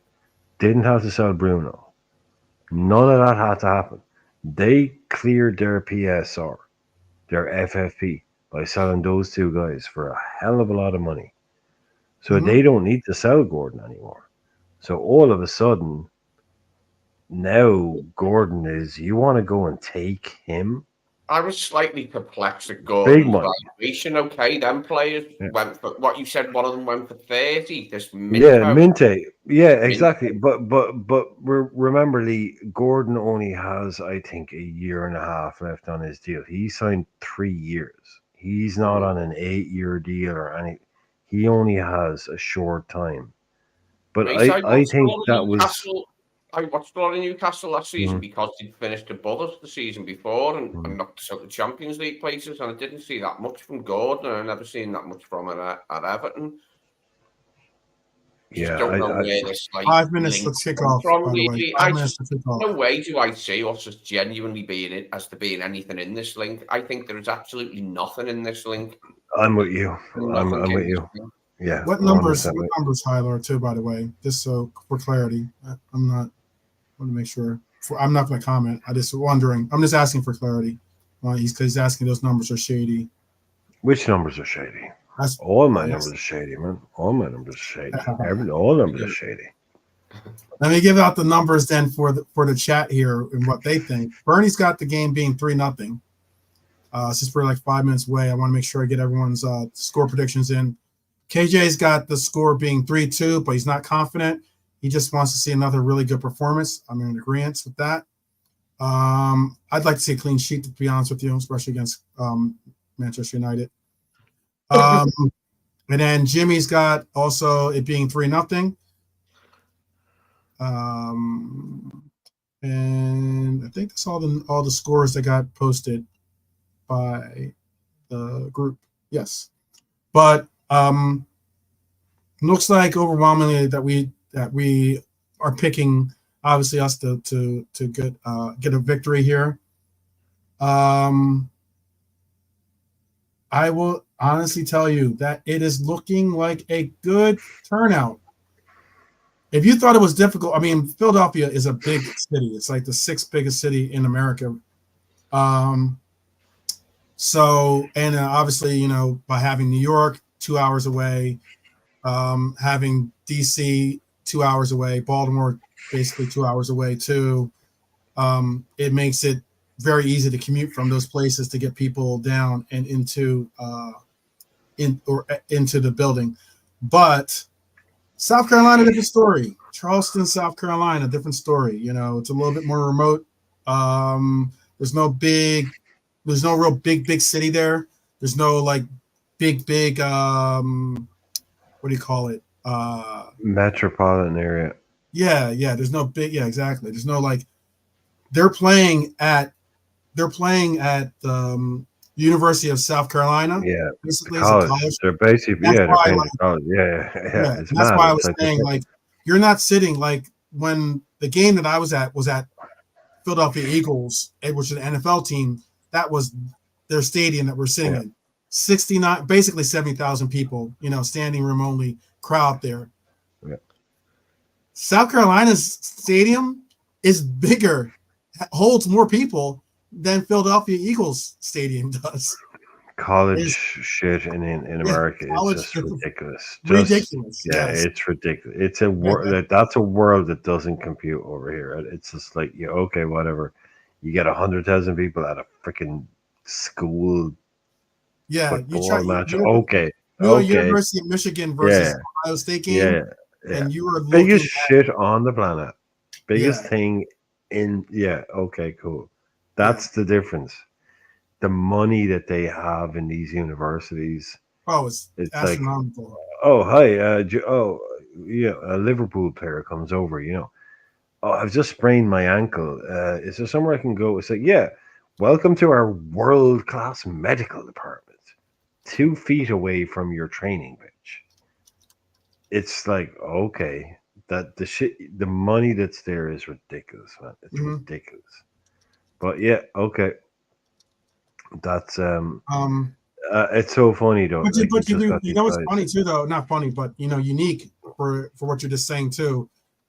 People would then say, oh well then like, you know, it's a college or whatever. The facilities at these colleges are like professional level. Yeah. And I'm talking about that's the thing. The money in college football. That's the thing. That's what I'm saying. Yeah. Is in Europe it's bringing in money to the university. Yeah, the stuff you have in America when it comes to colleges, like basically amateur sports, is just crazy because you have the whole pay to play or what, but the money that goes in, it's like the levels of stuff that's there, like it kind of outshines most things, but it's purely medical and all that stuff, like you know, but you're going to get we just had kickoff, by the way. We'll roll a little bit into the game here. I know that some will be filtering in and filtering out from here. We'll roll into the game though here. It just had kickoff. We're about on my feed. I'm about 20 seconds in into the feed or into the game. I will admit this. I do like the third kit, or I guess it's the away kit, I think, right? This is our away kit, I guess. The all black. Is it? That's the third kit, not the away kit. This is the away kit. Is the white. Okay, the white one's the away kit. Okay, just make a double check. Yeah. Red, white, black. Then home, away. Yeah, because Manchester United were given the rights to be the given the rights to be the home team technically. Boo. Yeah, right. Well, I'm glad that they weren't. I'm glad that we were the. I'm glad that at my home we were the home team. That's all. That's what I was happy about. So. Well, we beat them home. We beat them away. It doesn't matter. Yeah. No, you could say that, Trap Joe. It looks like a rugby kid. He's saying. I guess he's because he's thinking of the All Blacks, the New Zealand All Blacks is a very historic and legendary, I would say, rugby team. What they did it with it looks like the Ali kit that everybody loved. Too. I think that's why they've done it again because like it looks like the kit that the goalkeeper had, and yeah, look all black and that's very cool and edgy. You know, it's just a thing that people do. But Yeah, it's a third kit. I like it. Yeah, I like just all red and then white, a good white one, good yellow one, and yeah, all these kind of cool training tops and all that. I don't. Did the yellow one? We'll have an episode, guys, about that too. Guys and girls, I should say, guys and ladies. And whatever your preferred pronoun is. Yeah, whatever your preferred pronoun is. But like, we will have an episode for the away kits and the third kits as well. Yep. I was going to ask real quick if you guys did that yellow kit ever warm? Did you ever warm to the yellow kit that we had recently for Nike? The one, the one that's like yellow has the checkers on it. Some people were referencing as looked like you worked at McDonald's. Oh, the McDonald's kit. Oh yeah. Yeah. As soon as I said that, everyone was like, "Oh yeah, that one." Yeah. That one. Yeah, I remember that one. Yeah, I remember. Didn't need the checks on it. Yeah. Didn't need it. Yeah, exactly. Unnecessary checks. Great way. Yeah. I didn't think it needed the checkers either. But you know why I think they went with this? Because of there was that one kit that they had. It was a black kit too that had the checkers on it. And then I thought that black kit looked actually pretty decent. The one with the checkered you know what I'm talking about? It was a black one. What colour was the other one that I liked? Not the black one or the red one. What was the other one?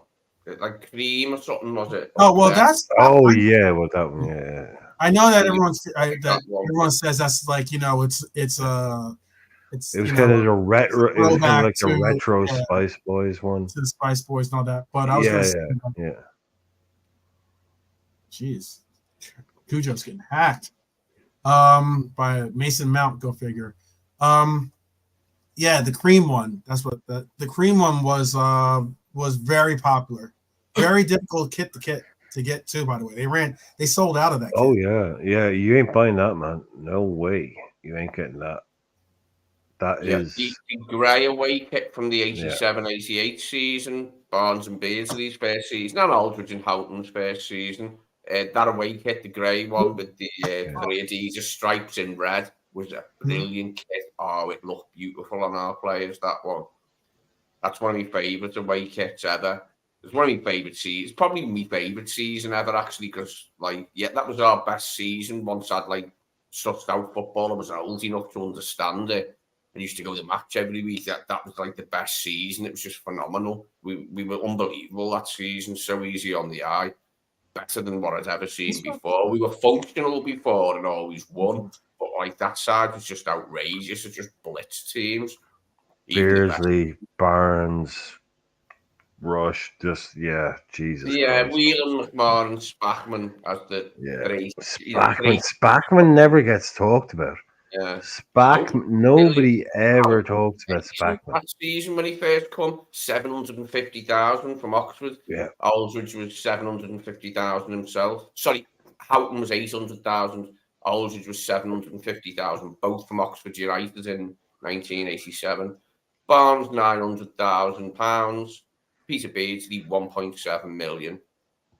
The Ian Rush money spent and a little bit more. And we were just a much better side, a much more entertaining side anyway, put it that way. What was Rush 3.2, was it? Yeah, 3.2. So we spent a little over that. Yeah. It was well worth it. Beardsley almost doubled what Barnes cost. That's crazy. Do you know what? Beardsley 1.7, Barnes. That's almost double what Barnes cost. Lawrenson's career was ended that season, and he was our youngest draft. Lawrenson was a good few years younger than Alan Hansen, and his career was ended that season by he ruptured his ACL. You basically, or not ACL, the end of Mark Lawrenson. Mate, he had about 5 or 6 good years left as one of the best centre backs in the world. Not like in the first division in England, in the world, mate. He was one of the best centre backs, and we lost him. By the No, way, again, no one Brian, ever talks about him. Sorry, yeah, quit. I was gonna say, Brian, this is I saw KJ say this comment, so I wanted to double check too because I thought so. The black kit is our away kit, and Oh, is that it? gray, yeah, the white, gray, whatever you want to call it, kit is the third kit. Just so you know. Oh, okay. So we've gone straight. Oh, that's yeah. Yeah. Nike are going big on the last season. Black That's always sells. different. Black Yeah. always, yeah. The black kits sell very well. Yeah. Oh yeah, they do. People love that now because you know Yeah. the kids are now with their hoodies and their it's slimming. snoods and their it's Yeah, very black is oh when well, you're it's black, slimming. Oh, of course, yeah, it's it's slimming. slimming on you. Well, that's the thing about red, man. That is the thing about red. Any girl that knows anything about fashion will tell you, black makes you look slim, red There makes you you go. look big. Yeah, That's that's one thing. that's the golden rule. That You do not wear a red dress unless you can pull it off. Because That Manchester City game has gone to a final, by the way, or they it won got to a battered. final while back. It was It was 4-2. 4-0 up the last yeah, okay. Yeah, it ended up being 4-2 at the end of the game. Okay. Madueke had a goal in it, and Sterling had the initial goal for Chelsea. Oh, great save though! Great save by the Irishman, by the other Irishman. Oh yeah, yeah. Oh, that was a great save. Manchester United were pressing right there. what I was saying that about Konate with a poor giveaway. I don't know what he was thinking. Konate tried to give a pass to great kick save by Kelleher, but he tried to give a pass out into the midfield. Raises his hand Konate raises his hand to say my bad, but that initially started the counter. Gave the ball away. They just had a strike on goal, but great save by Kelleher. Look, I'm really glad Ebu's playing. Like, it's good to see him, but not that I've seen him yet, but I will see the highlights. It's good to see him. Let's just hope it goes well over the next couple of months. We need an injury-free couple of months, and I mean any injuries, even little ones. You know what I mean? The guy needs to be injury-free for the first couple of months of the season. Surely to God, if there's any luck or anything like him involved, you know what I mean? He's ever run a luck with his fitness. Mm-hmm. Oh, a fit Ebu. Anyone at the end of the day, we might not buy a centre. No, you don't need to. Look, I'm sorry. Like a fit Ebu, you don't need to, right? If we get 38 games out of Ebu, you don't need to. We all lost our shit about how brilliant he was when we bought him. He's still that same guy. Building up a little bit of a. Oh no, but that's a poor pass. A little bit sloppy. I agree with that, Bernie. Bernie saying a little sloppy passes from us. Trying to get some rhythm. Oh, Fab with a great move and a goal by Fab. Whoa! Fab is trying to say, "What's up, people?" Okay. Oh my goodness! He just made the youngster, the promising youngster, look a little silly there. Are you watching Philip Glasner? Yeah. Fab with some quick moves inside the box with the feet. That's another 5 million on his price tag. Yeah, Curtis Jones, great. Oh no, he made Casemiro sit down. Casemiro just got made look stupid. But pass from Curtis Jones, will get the assist for that probably. And Fab makes Casemiro take a knee and then goes by him, the quick feet, and scores with, I believe that was with a left foot strike.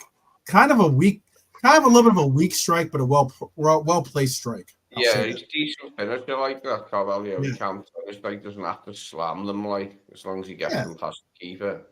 Yeah. Liverpool once again starting out early, which is good. I like this. How about this? So far, we're the ones starting out early. Let's hopefully keep that streak going, that trend going at least when it comes to nice. When it comes to the real season.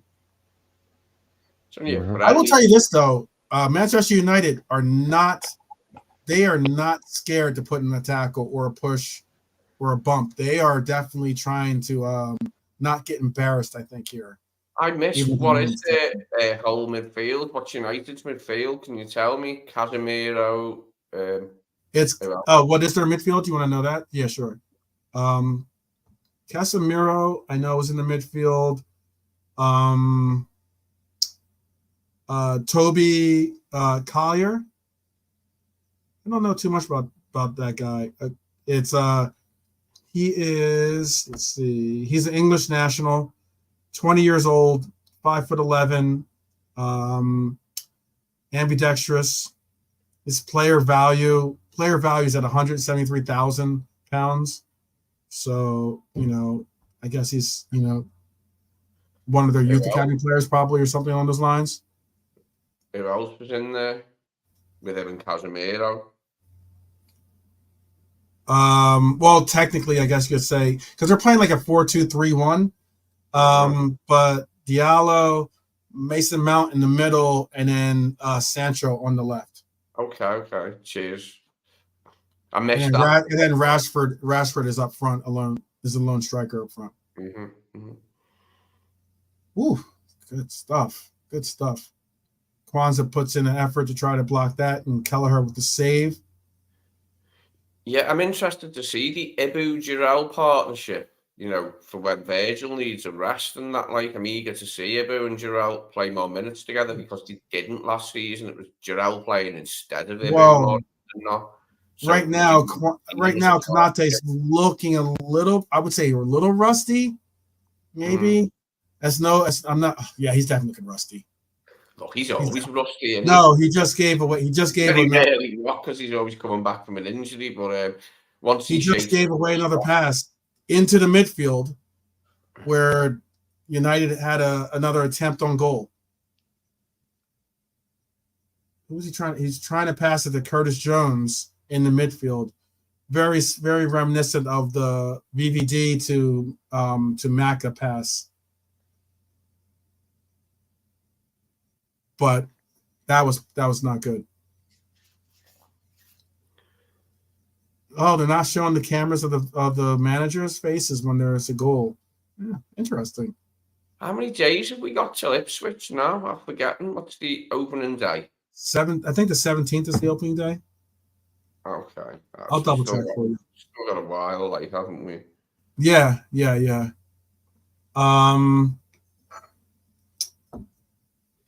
Definitely got a little bit of whiles, but it is. Let's see.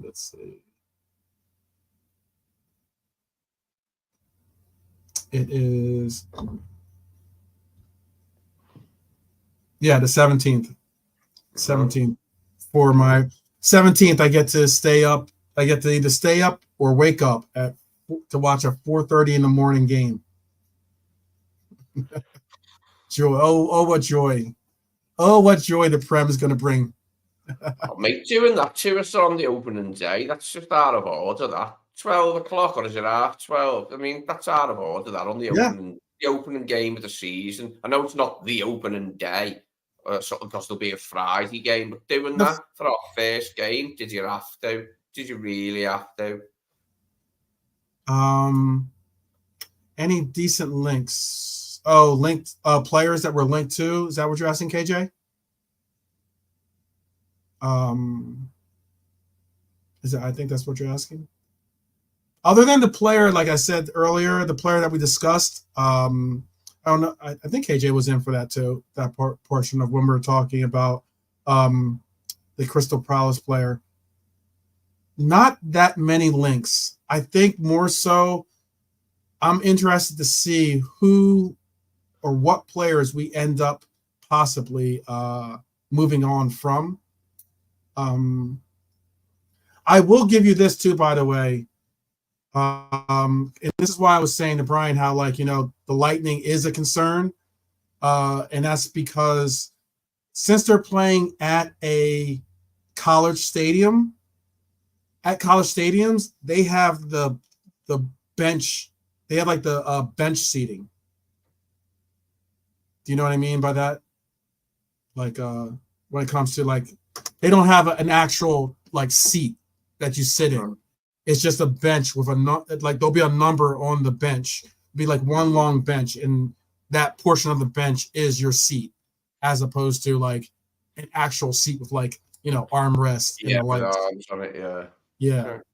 So like, and the one unique thing about this game that I really, really like is that because it's not in an NFL game, an NFL stadium, and it's in a college stadium, the seats are pitch level, so it's closer to what you would experience at.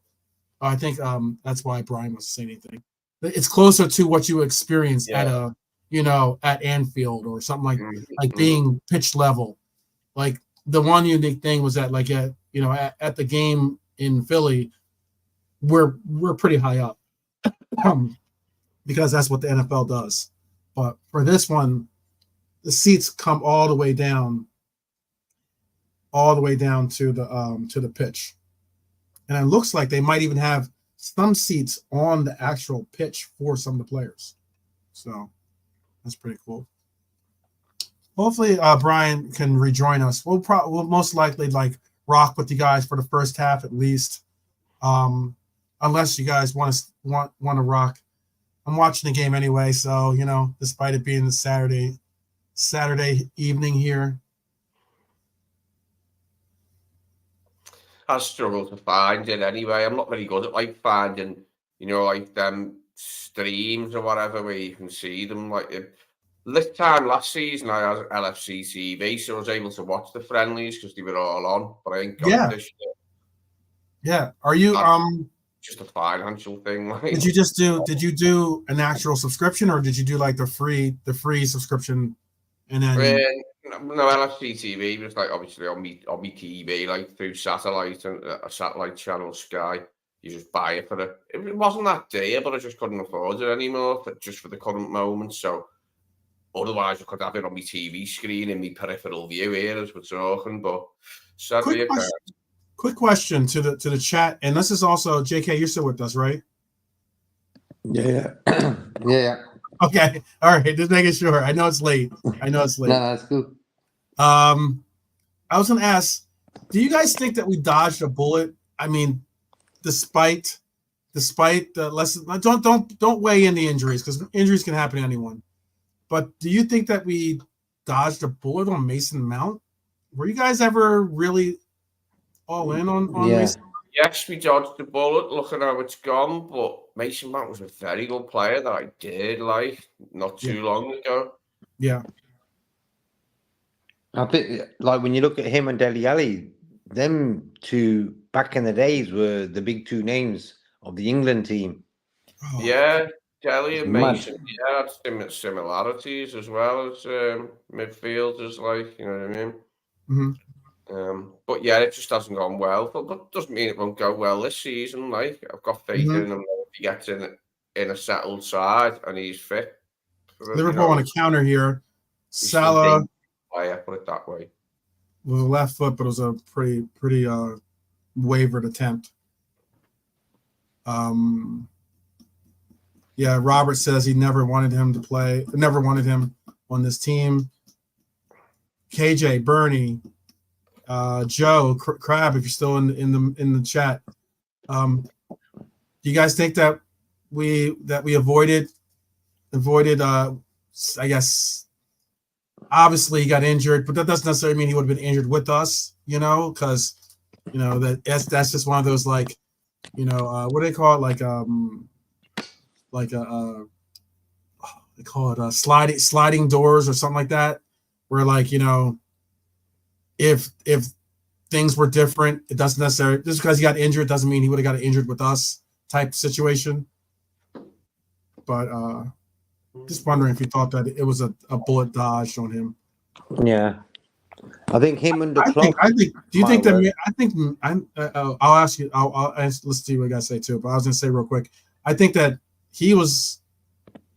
I prefer Elliott over Mason Mount, to be honest with you. Mm-hmm. And I'm not saying that's not me not saying that Mason Mount isn't a good player. That's just me saying I think Elliott is a better. I'd rather see Elliott get the minutes than see Mason Mount get the minutes if he were to join this team or were to have joined this team. How old is Mount now? We'll tell you. I know he's in his mid-20s, but I will tell you. Mason Mount is 25. Smack Wow. dab in the middle. Okay, so he's wasted the last 2 years. Yeah. Mm-hmm. Wow. That's got to be a card, right? I'm telling you, they are not. Yes, KJ, he is 25. They are not cowering. Like Manchester United do not want to be embarrassed in this game, I think. So they are coming out with some heavy, heavy tackles. That was a poor tackle by who was that by? Oh, by once again by Collier or Collier. Right now, some of the youngsters making some poor, rash decisions. He just took out Bradley on the sideline there.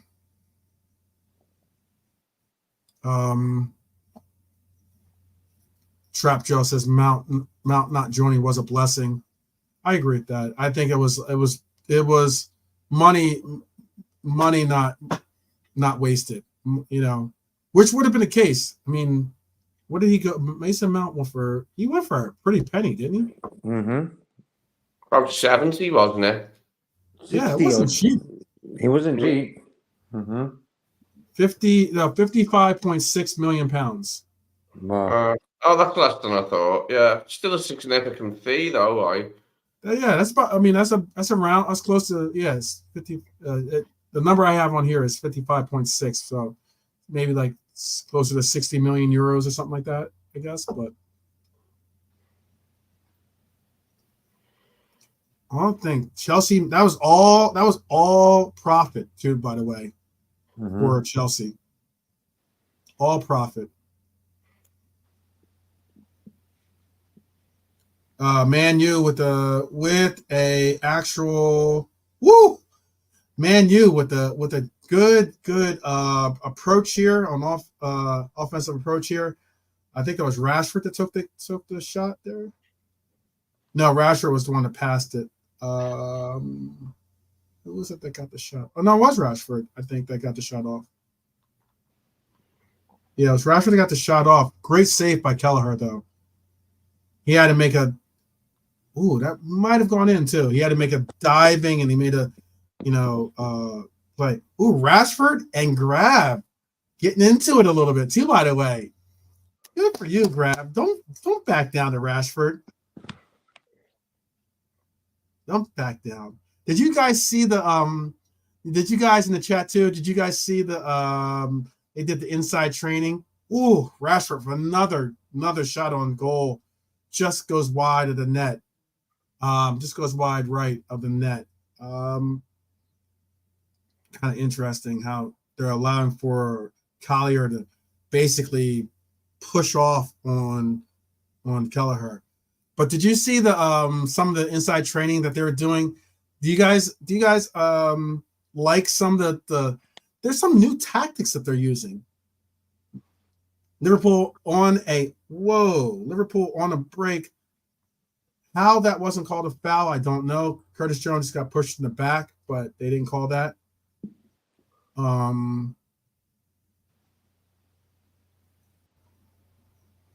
And they're pressing into our box now with their own counter. But did you see there's been some new, like they've been doing some new tactics. Yeah, Kelleher did do well to get that. By the way, Bernie, he did do well to get that.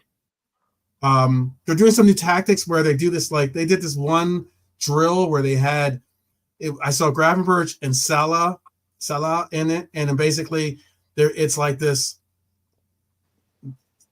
You play with your back to the player, and then the player that is like is the second player has to, like, as soon as the first player turns, he's got to break and try not to get tagged.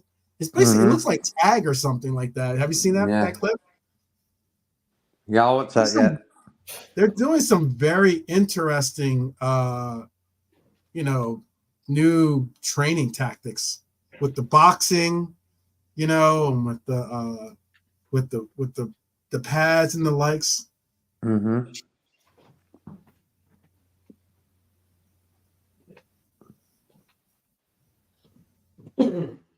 I believe it was an offsides call. So Liverpool have the ball, have gotten the ball back here.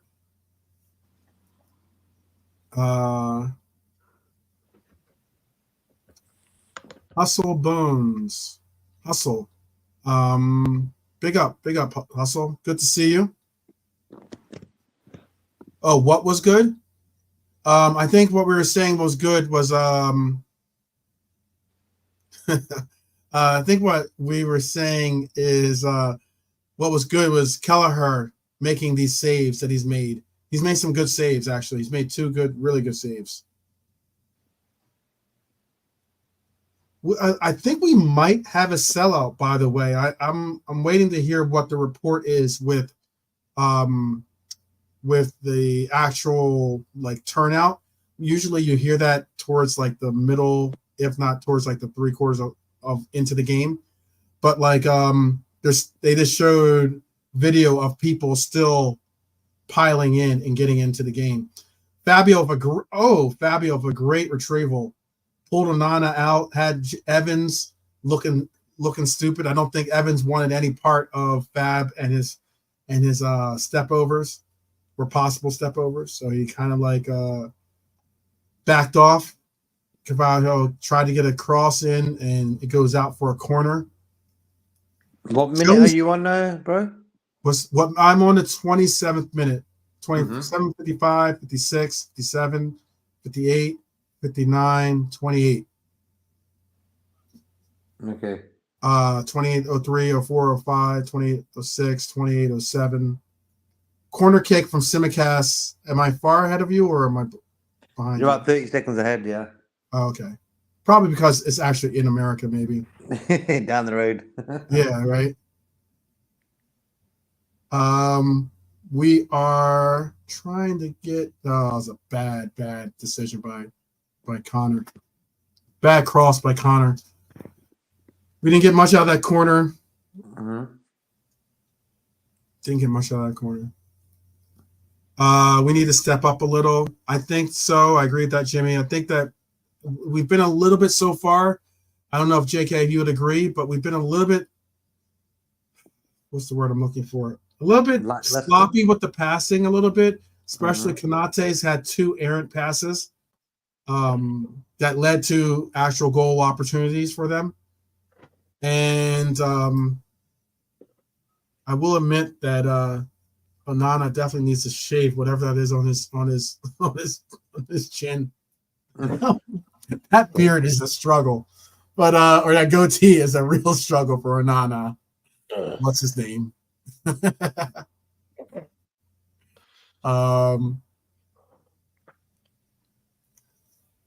Hustle saying, yeah, bro. Jones used to dry, never made a pitch. Used to something, made a never pitch. I don't know what that means. Jones has gone AWOL. I will agree. That's what I'm saying. This is a very important season for Jones. Yeah, he's got to step up now. It is now or a never. very, very, very important season. Salah in, but nothing. I think they called off sides anyway. It is a big season. Make or break. Would you call it a make or break season for Curtis Jones? Yeah, I would say. Wow. He's been with us a long time now. Yeah. When did he want to start playing football? Yeah, Harvey Elliott should have passed that ball to Diego earlier. Then when he didn't, Salah went off sides as well off of it. Not good. It's got to be a little bit more direct with that pass, a little bit more progressive with the passing. In that case, at least for Elliott, he needed to be. But respect to Elliott, he stepped up big time. Yeah, for sure. Yeah, for sure. He supports Liverpool. I think when a player supports the club, they give a bit extra. Agreed. That's why when I see Jones and Trent sometimes, it's a bit annoying. I'm thinking they're proper Scousers. They need to give an extra 25%, than the average guy who just comes in from another country or something. Those two guys are the go-to guys to show the energy. Yeah. I now see why we're pressing. Diego just got clipped. No foul, no call. Oh, and then he's got the ball possibly taken. No, he retrieved it back. He's kind of angry he didn't get the call.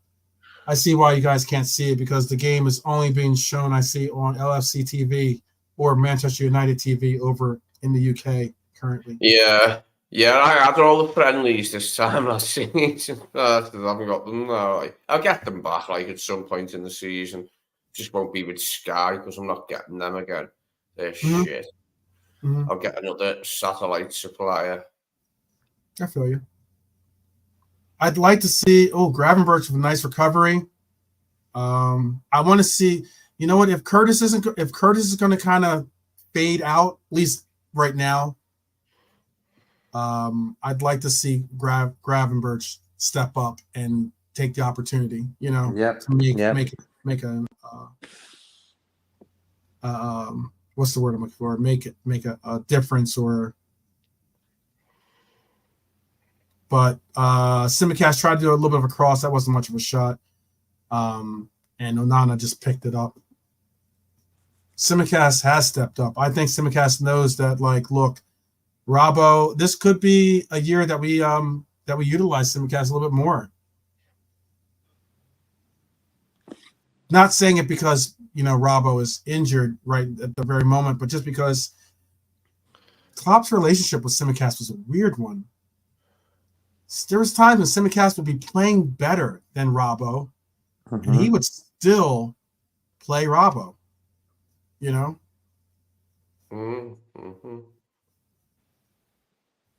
Anyone heard any news on Robbo about his injury? It's not as bad as or it's not a bad injury. I know that he's gonna, he'll be most likely featured in one of those games. One of the games back in Liverpool, most likely. Okay. They just didn't want to press it for them. I'm at the 33-30 mark right here. 33-31, 33-32, 33-33. Lovely sunset going. Lovely, beautiful sunset out in South Carolina right now. It is a very, very, very beautiful stadium. I'd like to see if they end up getting 80,000 fans to this game, because that's how many fans can be held in this stadium.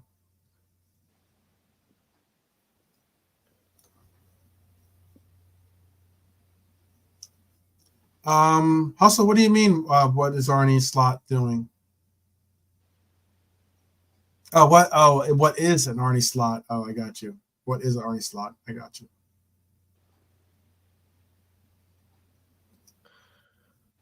Jones's role is interesting. Right now, they're playing with basically Jones and Gravenberch, like I mentioned earlier, are playing a little bit of a pivot with Elliott ahead of them. Yeah, Elliott's definitely trying to go a little bit sometimes in front of them. He is playing wide right as well when it comes to some of the build-up. But yeah, right now, for instance, he's ahead of them, and Gravenberch and Curtis are in that pivot spot. Elliott's pressing high. Do you think that Manchester United need to go for a do you think they need to go for a striker despite having Højlund? Liverpool on the attack here. Oh, Nana with good attempt, good idea, Connor Bradley. Go ahead. What's your thoughts? Big up, Hustle. Big up. Oh, goal. What a goal. Curtis Jones. Yeah, you heard that conversation, bro. Yeah. He said, hey, hold my beer. Good. Nice coming from a Great goal too, by the way. Yeah. What they do for the goals in at least for these games here is Mo Salah took the ball to the touchline there. Great pass, by the way, by Salah. Kind with clipped a nice little cross. I think he saw Curtis probably making the run with his peripheral. And then Jones it's just a matter of getting contact to it, and Jones slots it in for 2-0.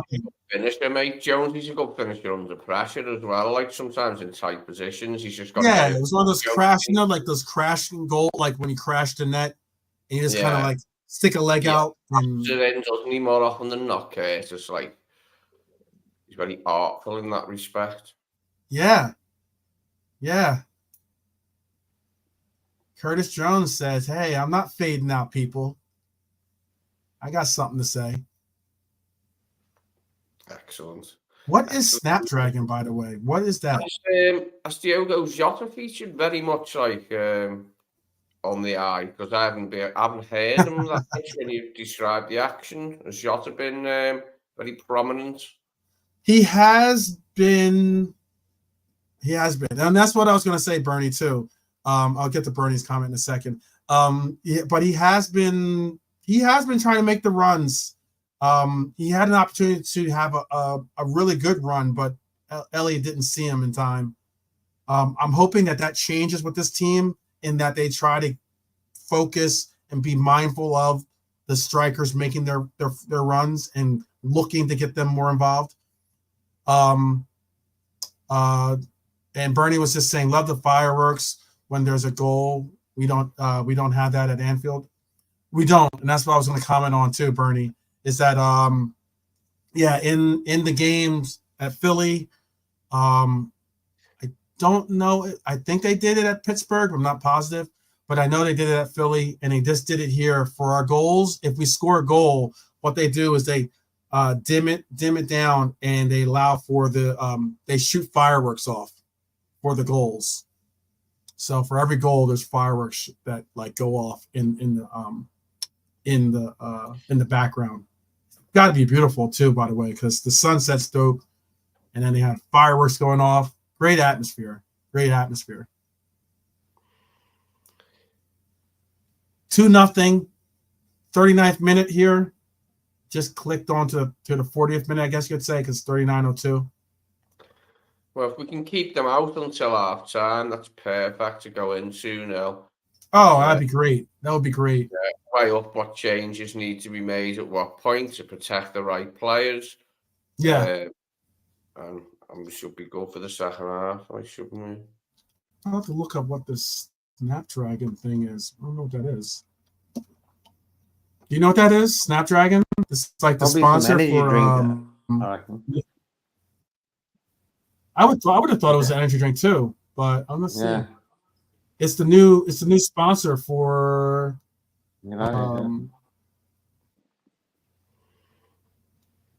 new sponsor for Man United. Learn about the latest Snapdragon 8 Gen 2 mobile platform for smartphones. What is it? Let's see if I can get you an idea. Oh, it's okay. It's a chip. It's like, like Intel, that kind of chip thing. Snapdragon is a suite of system on a chip semiconductor products for mobile devices, developed and marketed by Qualcomm. 41st minute. We've been pretty much, other than the sloppy giveaways, and I would say the sloppy giveaways and the sometimes a little bit of I wouldn't say disorganization, but it was definitely not exactly the most tight offense. We've been pretty much controlling this game. one big chance so far. Manchester United have had eight total shots. We've had 4, but we've obviously scored on 2 of them. We've had three saves by Kelleher. 2 corner kicks to their 1, and we both had 4 fouls called. But a little bit of a giveaway. Quick startup by United. Trent is on his holiday, by the way. He is on holiday. He should have been back in. Another good save by Kelleher. You know what's unique about this game so far, too? Because you saw the game. Did you saw the game before this, or did you against Arsenal, or did you see just highlights? By the way, no, I seen that one. Yeah. Okay, so in that game, you saw some of Kelleher with the ball at his feet. He hasn't really been forced to use that just right now. Okay. But he's been making some great saves. Definitely making some great saves. I think they called offsides. Yeah, they did. I think they're also getting a little bit of is it raining there still or no? A little bit of a Anfield feeling with the whole looks like it might be drizzling a little bit on and off spritz or sprinkle. I like to say here on this side of the pond. Don't think there was any real reason. Sometimes, oh my goodness, they are going in on these players, man.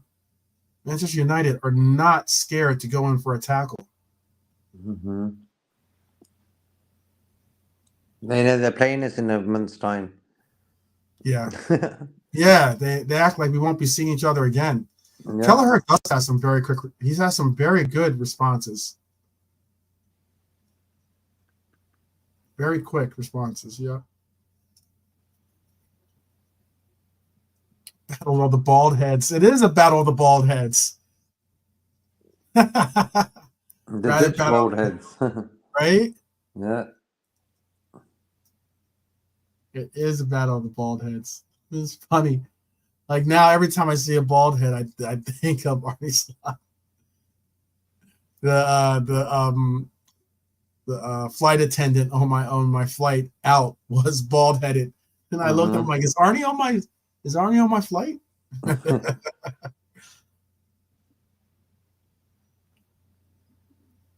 Unique, but why I was bringing up the fact about I was asking if you'd watched the game against Arsenal, is that the difference between what United is doing and what Arsenal did was Arsenal pressed. They did not allow for him to have the ball at his feet. Mm-hmm. Absolutely terrible challenge by Amos. How he on Salah? How did he not get a card for that? Oh my goodness! Do you see that? Yeah. Did you see it or no? I know I'm a little bit ahead of you.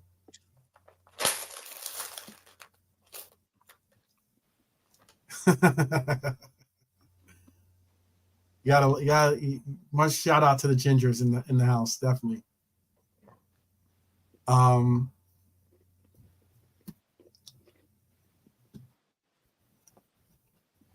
Got a free kick coming. Oh my goodness. Fabio just went down with what looked like a arm to the face. Mm-hmm. But he shakes it off, gets up.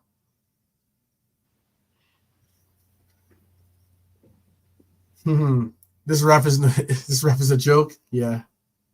I don't understand how that wasn't.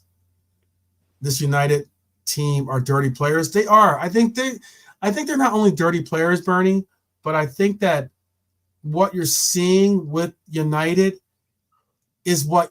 Remember that 5-0 victory, the one that we were talking about, where Naby got hurt in that game.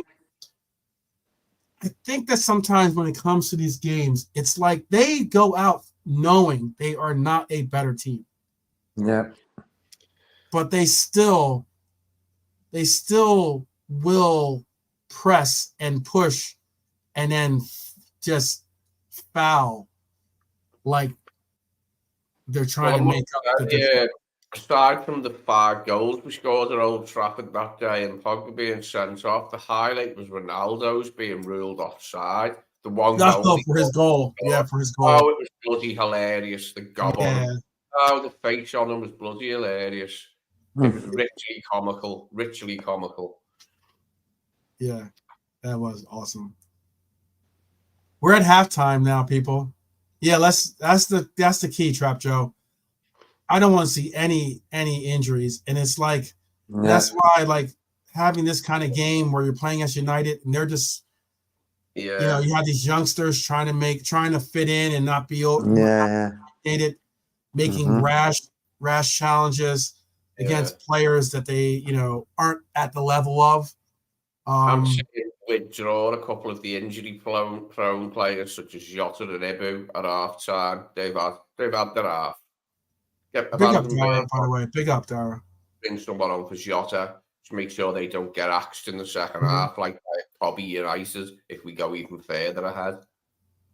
Yeah, Bernie's right. They are always a grudge match when it comes to this game. They're always a grudge match. And they treat it as watch. Even if it's a preseason game, they treat it as like we don't want to get embarrassed. So, they're down 2-0 in this game so far. Again, some of these stats that I'll repeat, I'll go through some of the statistics for you. Big chances. We've had 1 big chance to their 0 big chances. We've had 54% of the possession of the ball. We've had 4 shots to their 9, but yet have 2 goals. Kelleher's made some pretty good saves, I think, personally. He's had 4 saves so far. 2, if not 3 of them, really good saves. United have had 3 corner kicks to our 1. We've both had 5 fouls called on us. Passing, again, 275 passes for us, 229 passes for them. Tackles, 12 tackles for them, 6 tackles for us, but 5 free kicks so far. Yeah, I don't know what United is thinking. We've had the ball 30, so with the passes, 33% of the passes have been in their final third, and 38% have been in the middle of the pitch, 29% in our own third.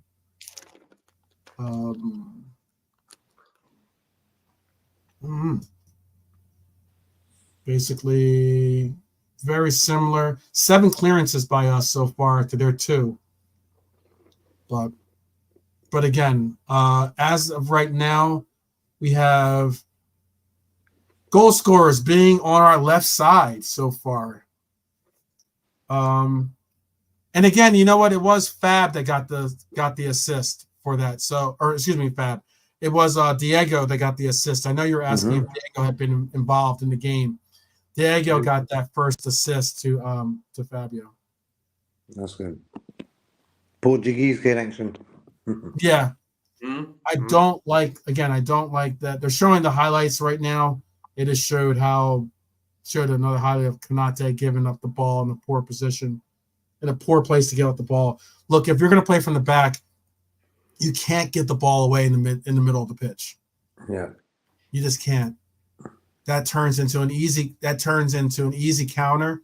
And if anything, it turns into an easy counter, and then it also turns into a dangerous counter because now you have your pick of going in for a shot, or you have you have probably runners to your right or most likely to your left, to contend against.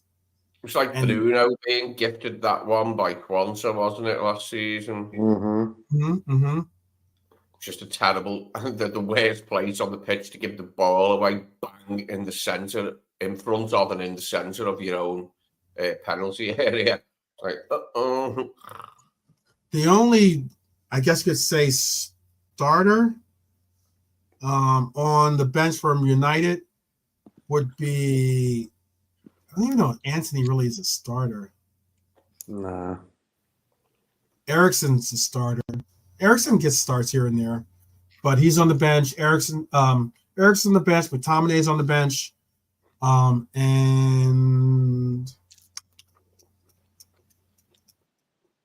Anthony. Those are the brief names. I will say they're showing the halftime right now. I don't know if you guys are getting that feed with you guys. But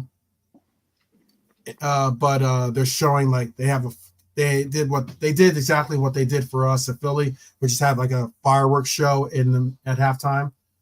And then but they do this cool thing where it's cool. I know when I explained it to my brother what it looked like they were doing, he was kind of like, he's kind of suspect on it because you're basically giving.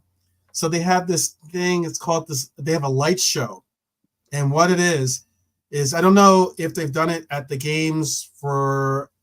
They probably haven't done it at the games for us in Europe or in England, but what it is it's called the Light Show. It's an app that you download. And on the app, it like the stadium, they don't turn off the lights, but they dim the lights in the stadium, and then they say, "Welcome to the Light Show." You hold up your phone, and the light show will control the light on your phone to the point where it'll make like a wave of lights, or it's kind of cool. It was kind of cool. Sounds good. Yeah, it's so like how like when you go to concerts, it used to be you held up your lighter, but now you turn your lights on your phone. That's what they're doing. That's what they do here. Mm-hmm. So it's kind of cool. Big up to everyone joining us. This is kind of like an impromptu pop-up watch along. I figure I'm watching the game, so and we were only like an hour and a half into our countdown to kick off, so we ended up sticking around because people in the chat, there's some good people in the chat, so we figured we'd stick around and kick it with you guys. Mm-hmm. So big up to Hustle, big up to Dara sticking with us, big up to Redbird. I saw a little bit of since we're at halftime, I know a lot of people like to tune in during halftime. So big up to Hylor, big up to Bernie, of course, one of our Reds queens in the house. Big up to Red for Life, Jimmy, Trap Joe, still rocking with us. Robert, I think, is still rocking with us. Mukama, I think that's how I say it. Mukama, I think that's it. I think KJ might have dipped, but I'm not sure. Hyler's asking, do they use fireworks when Liverpool scored? Yes, they did. They did. They on every goal they dim the lights and they shoot the fireworks off. I know, Dara. Tell me about it. It's 40 right now. It's still 43 degrees Celsius here, and it's 20 minutes of 6. 20 minutes before 6. Showing the highlights from the. Ooh, that was a well taken goal by Holland. Holland scored the third minute PK, 4th minute on just a great goal. That was nice. That was a nice finish. And then Bob scored the third, and then what was kind of cool if you're a City fan is Holland got his 4th, or excuse me, his hat trick, and that was City's 4th against Chelsea. Chelsea. Chelsea.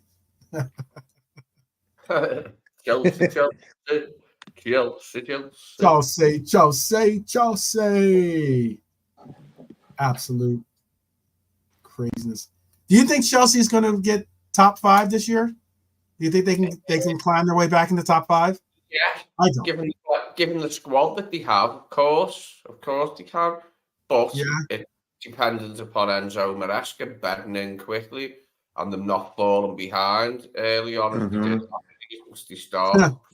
Well, if despite getting an opening day draw with us, they started fairly atrociously and could hardly find a win from anywhere. It's going to be, I'll tell you what's going to be an interesting game to watch. It's going to be Real Madrid play Chelsea on Tuesday for their final. Tuchel's Chelsea got the better of Real Madrid in the semi-final of the Champions League. That was good stuff, that. Yeah, I was going to say, Real Madrid versus Chelsea on Tuesday is going to be a fun one to watch if you like goals, I would assume. That over-under is going to be interesting to see how many goals get slotted in that. I don't know what players are going to be included in that Real Madrid team, but that should be a goal affair, to be said the least. I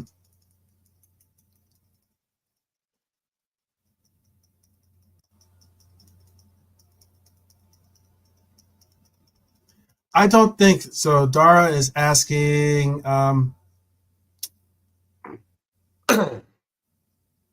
Dara is asking, is there any news on Gordon?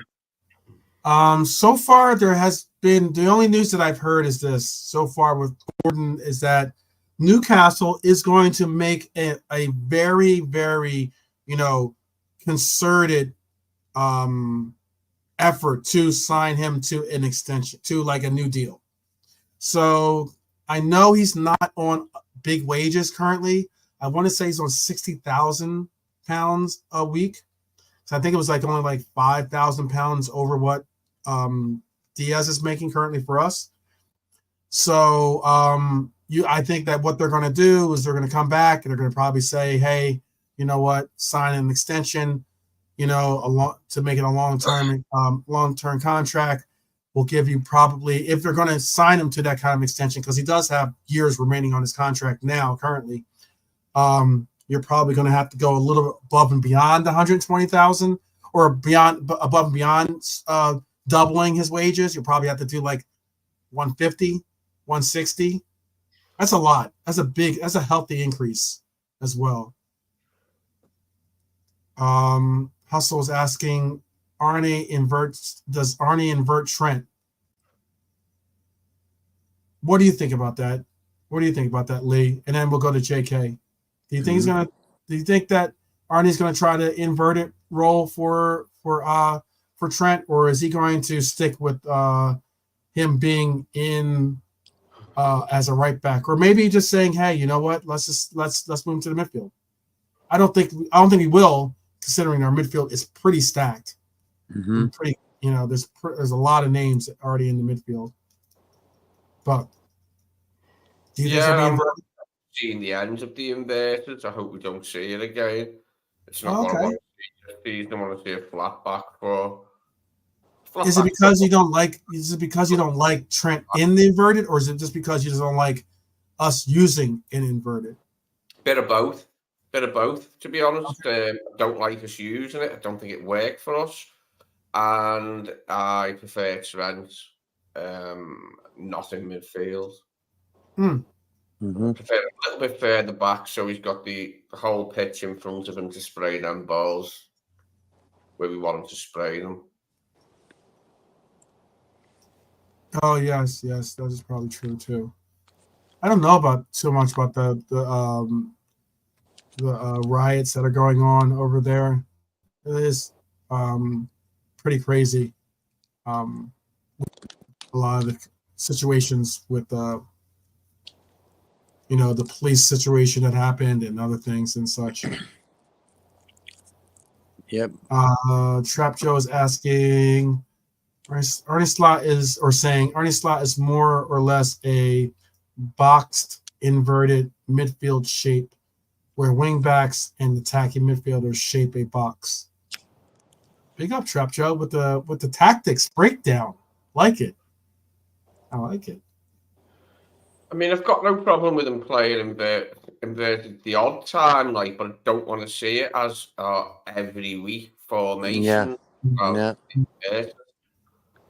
On the right occasion, if he thinks it's the right thing to do, play it, but not all the time, constantly.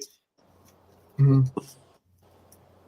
Yeah, they're showing the Manchester United's preseason injury crisis. That's what they're talking about.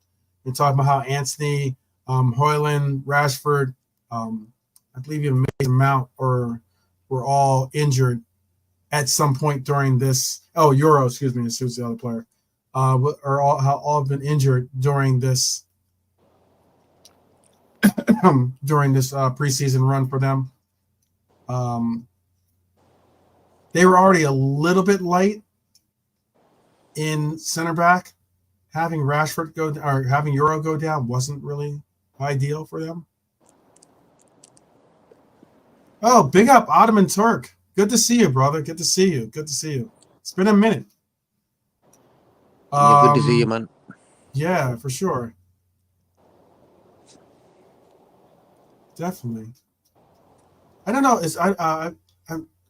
Ottoman Turk, are you Turkish, by the way? I was gonna see if you're a Guler fan or if you're or are you more on the lines of what was the winger that we were slated to get? Yildiz. Is that it? Okay. Yeah. Yeah.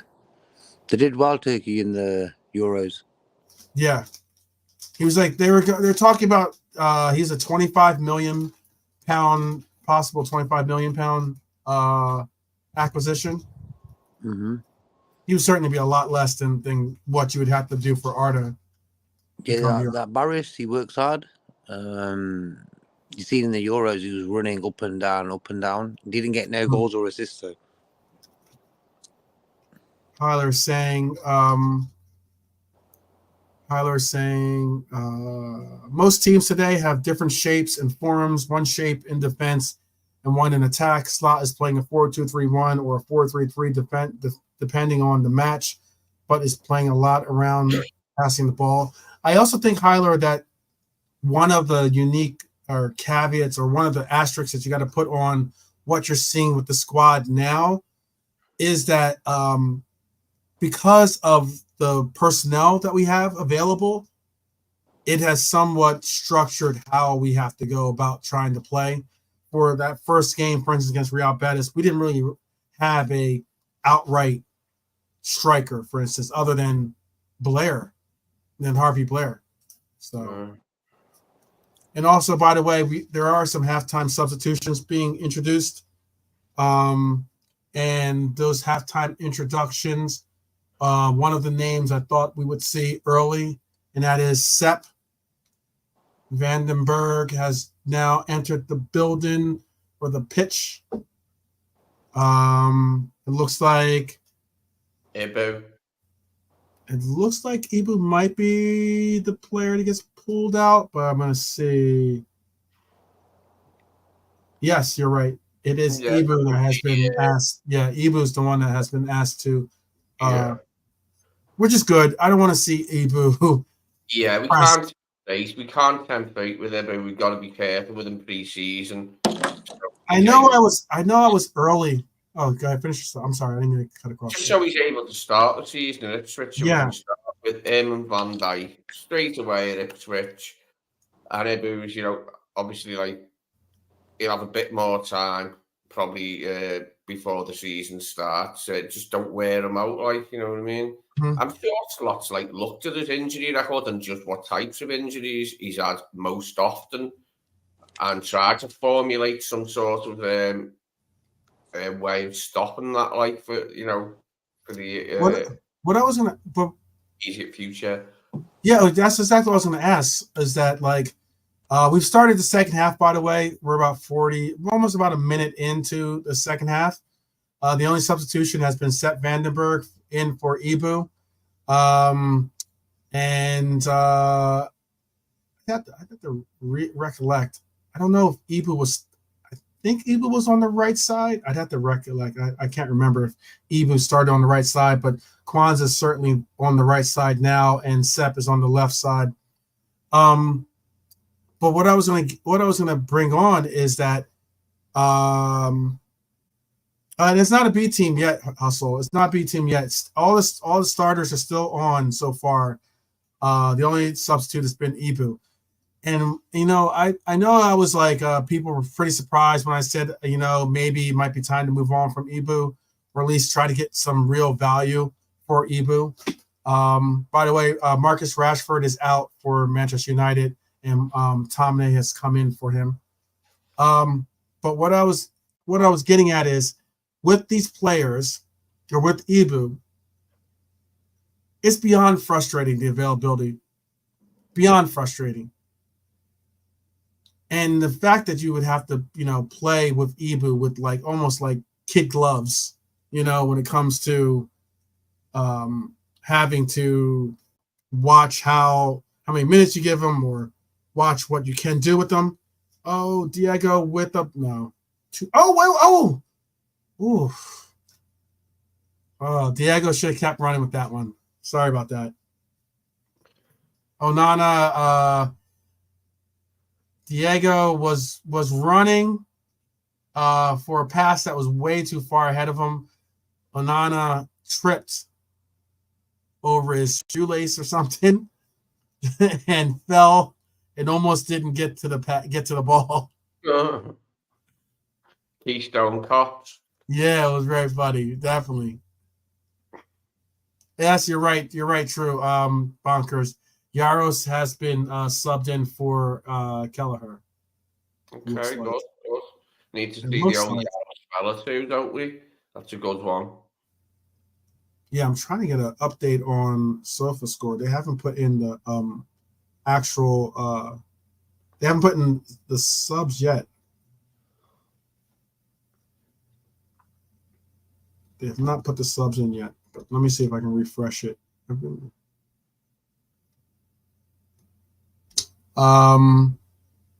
So Yaros, our third string goalkeeper, is in net right now. Connor doing some good work with the press, trying to win the ball back, but couldn't. Gravenberch puts a leg in.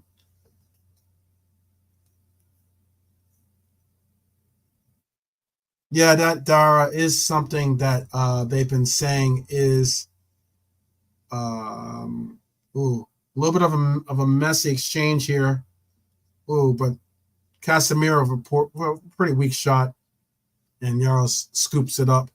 Dara is saying, you know what, Dara? I asked that question. That could have been a foul, but I guess he did a play on. Yeah, he did a play on. That could have been possibly even a card.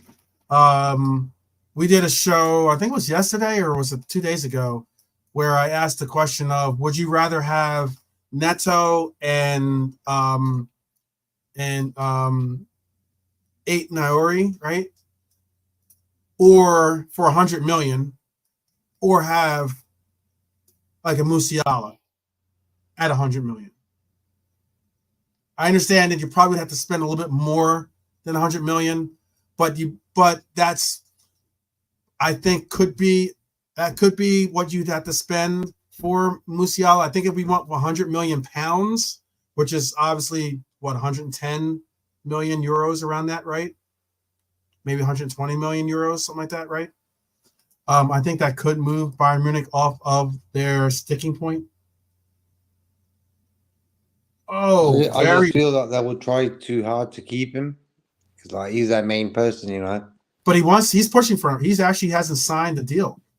No, he's not. They've offered him a new contract, and they haven't signed. He hasn't signed. I just feel if we had Klopp still, there's more chance of getting him. Mm-hmm. If Klopp's there, no problem. He'd run to come play for us probably. Klopp was the puller, He got the guys, like the big guys, to come in. Oh yeah, he's definitely a drawing point. Who was that on their team? Who's number? Let me find out who that is. Oh, that's Diallo. Diallo looking poor, man. Kelleher looking very good. Kelleher's made some decent saves, and then Yardos has made some is picked up the slack right where Kelleher left off. I think what's been something I know this is at least what I've noticed so far in this game is that if we're going to have Darwin as our striker, okay, right now, obviously Diego's playing the striker role for us.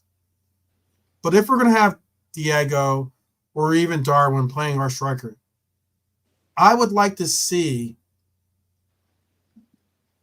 Ooh, almost.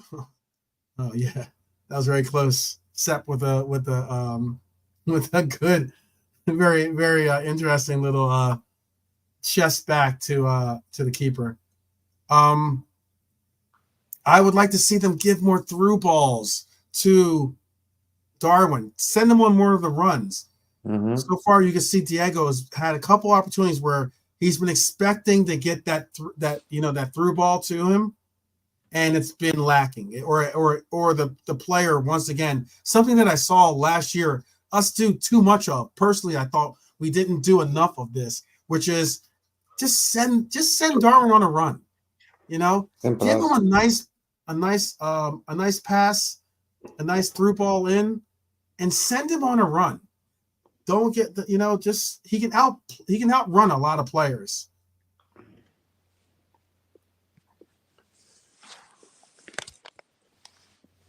Is Bashestic on the bench? Like he is available for selection? Yeah.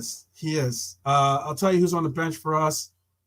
Again, I don't know why this isn't updating, but Nat Phillips, Luke Chambers, Bashestic, Trey Neone, Tyler Morton, Lucas Stevenson's on the bench for us. Watoto Endo's on the bench for us, Ben Doak, and Harvey Blair. I believe, honestly, that if we can get another goal, if not two, especially, if we get another goal, if not another two, I think you'll see another substitution. We've had two substitutions so far. I think at that, if we can get another goal, then you'll see substitutions maybe a little bit earlier than you expected them. But we're already in the 54th minute here.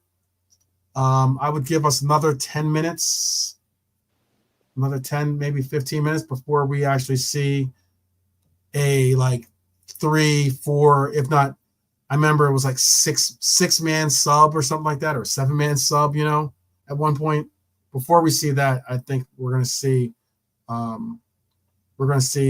if Diego can get a goal, and we'll probably see Simicast be subbed out. Simicast with an attempt to get a ooh, that's not good. Simicast trying to work off a little bit of a limp. I thought Simicast has played well this preseason, to be honest with you. Mm-hmm. He looks engaged and definitely has been contributing.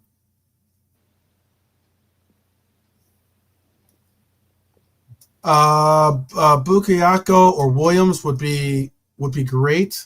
I don't necessarily see either of them coming to the team, though. I definitely don't see Williams much less of an opportunity than seeing Bakayoko, maybe, but Williams, I think that's a solid. Probably not happening. United pressing, trying to push for at least an opening goal for them.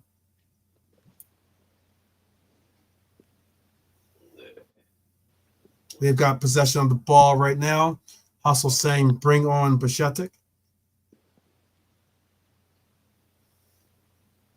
Oh my goodness! Oh my goodness! McTominay! Oh my goodness! Scored, has he? I'm waiting. I'm not going to give what happened just yet. I'm waiting for JK to catch up on it. I was waiting for my picture to come back. I was like, oh, okay. Yeah. No. I'll break the silence then. No. Oh, good corner from Manu, but even better save from Yardos. He was wide open in the middle, McTominay, and then he fluffed it. He knows he's going to West Ham. Yeah, maybe he does. Salah, Fulham. break, Yeah. pushing forward. I like that. The unique thing about what's going to happen was, I don't know how he missed that, Bernie. I don't know how he missed that.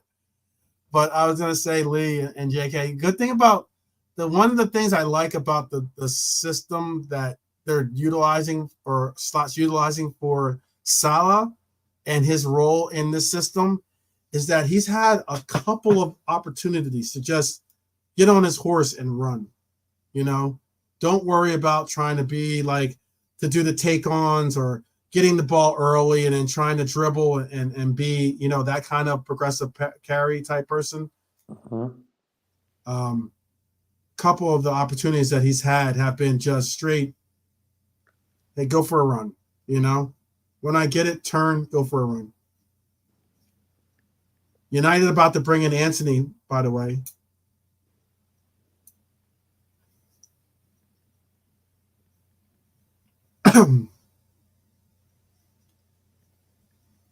Maybe got stung by a bee. Maybe. That was a very poor finish by McTominay. United once again pressing for some type of goal. Ooh, we get it out. Got a little bit of a clearance.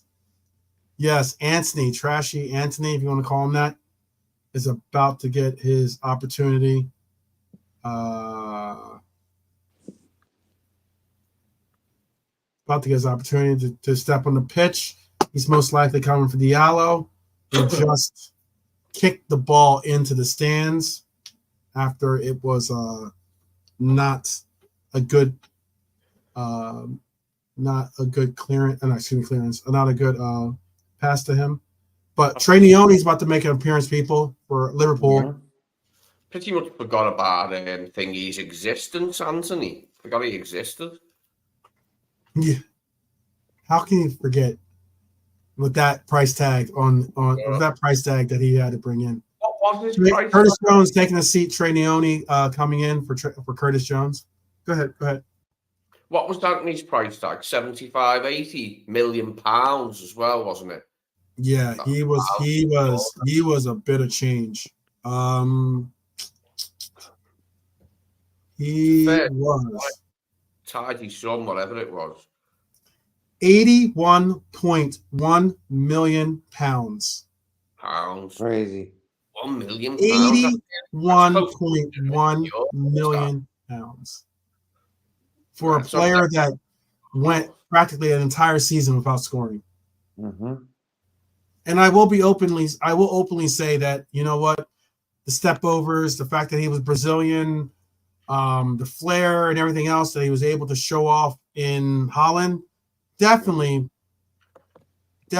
had bits where you're kind of like, oh, great ball by Salah. Oh, it's got to be a goal. Oh, Simicast with a goal. Simicast with a goal. Nice. Great. Love it. Big up, Simi. Go on. Sorry, JK, if I'm giving away spoilers for you. I'm sorry. It's all right, man. Still on the score sheet. It was Simicast with basically it was a slop goal, but it was one of those cases where like it was like a rebound goal. Great good looking pass from Elliott to Connor. Good pass, good 1-2, basically. A lot of good 1-2s. You're seeing a lot more of that. seeing a lot more of that. Connor Bradley gave the ball to Salah. Connor back to Diego with a good made a good shot on goal. Forced Onana into making a save that ended up being a rebound, and Tsimikas puts in the rebound for a goal. And again, it's been a while since I've seen Tsimikas score. Yeah. I can't even remember. When's the last time Tsimikas has scored in open play? The few far between his goals, aren't they? Yeah. That's a poser. That. Yeah. Was it a penalty in the FA Cup win against Chelsea? Could be. I'd wager that was probably his last time he made the net bulge anyway, like whether it be from whatever type of goal, possibly his pen to win us the cup, which was fine strike. A fine strike. Come on, Connor. Good track back by Connor to get back. Playing against Sancho right now, and they just called a foul on Connor, which is kind of he had a hold of his kit, but quite often you don't really necessarily see that called all the time. They get a free kick at the 62nd. I'm at the 62nd minute, or call it 63rd minute. Excuse me. Connor with the header clearance.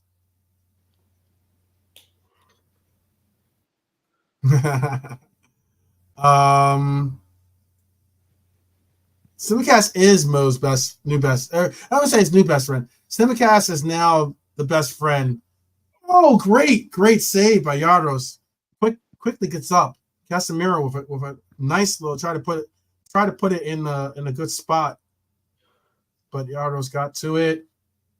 Oh, and it just goes wide. I don't like the amount of attempts they got there. But again, I feel I was about to say real quick. But Tsimikas. Oh yeah, about Tsimikas. I was going to say, playing from the back. That's a goal. Oh, great save. Another. This is what I'm really, really concerned about. Playing from the back. It gives if. Oh, they are just woeful. Manchester United are woeful. Some really good saves, Trap Joe. You're right. But playing from the back, you can't give away passes. Give away pass from Sepp.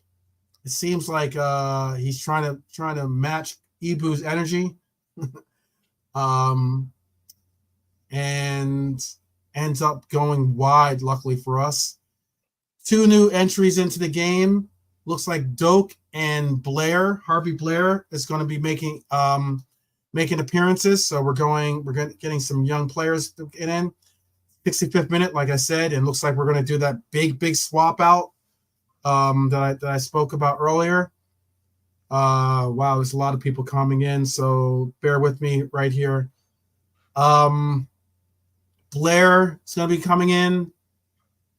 Nat Phillips is getting brought in. Nat Phillips is in for Kwanzaa. Mo Salah has just taken a seat. Obviously, Doak's probably going to be taking over for that. People were asking for Pashetic. Gravenberch is taking a seat. Pashetic's going to be the player that comes in now. Good.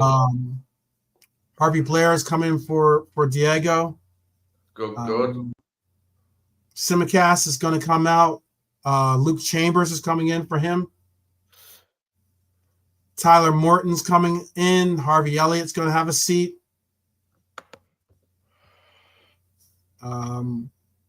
Tsimikas all smiles going to the bench, getting some much appreciation.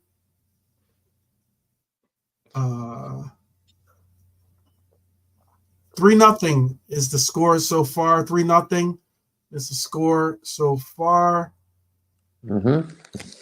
Good day. Yeah. Yeah. I can only do slot now to win his friendlies. Everyone's saying that, they are only friendlies and it won't affect our form. Yeah, that's what Dara was saying. It also won't. It's not going to hurt our form, is it, to win all these games? You know what I mean? Yeah. Rather that was win than Dara's lose. question. Yeah. Dara's question right here. So will LFC's preseason results put unrealistic expectations on Slot before the season begins? I don't think it's going to put unrealistic expectations. Too much off a few. And Endo's in, by the way, too. Endo has been brought in as well. I'll give him some confidence going into the new season. You know what I mean? Yeah. Corner kick coming up. Connor, don't do a Darwin by kicking. He kicks. He wanted to get that cross across, but he wasn't able to. Goes out for a corner kick. He kicks the ad board, the advertising board. Don't do that, man. You don't want to damage the moneymaker. Yeah, Connor was a great discovery last season, wasn't he? As Giral was. Connor and Giral really excelled. Yeah. Nice to see. Connor and Giral excel. We get more of it this season. For me, these are the guys I want to see sort of step up. Doak, Batatic, and Curtis Jones. Yeah. Them three. They're the three guys. And say Gravenberch as well, you know what I mean? 4 of them. So with Endo and Bajcetic sort of playing a double pivot, or is Bajcetic over to one side of Endo?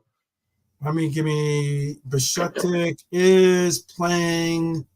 It looks like he is playing in that pivot role with Endo. Good, that's what I like to hear.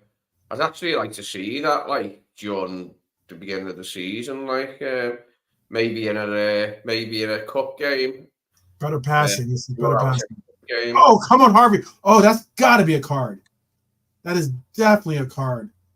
Harvey had a great opportunity to try to do a break. Gets taken out. That was ugly. Did he card him? That was ugly. Did he get a yellow? Yeah, he got a yellow. I guess I've never heard of this player on Hallelujah. On Manchester United. William Fish.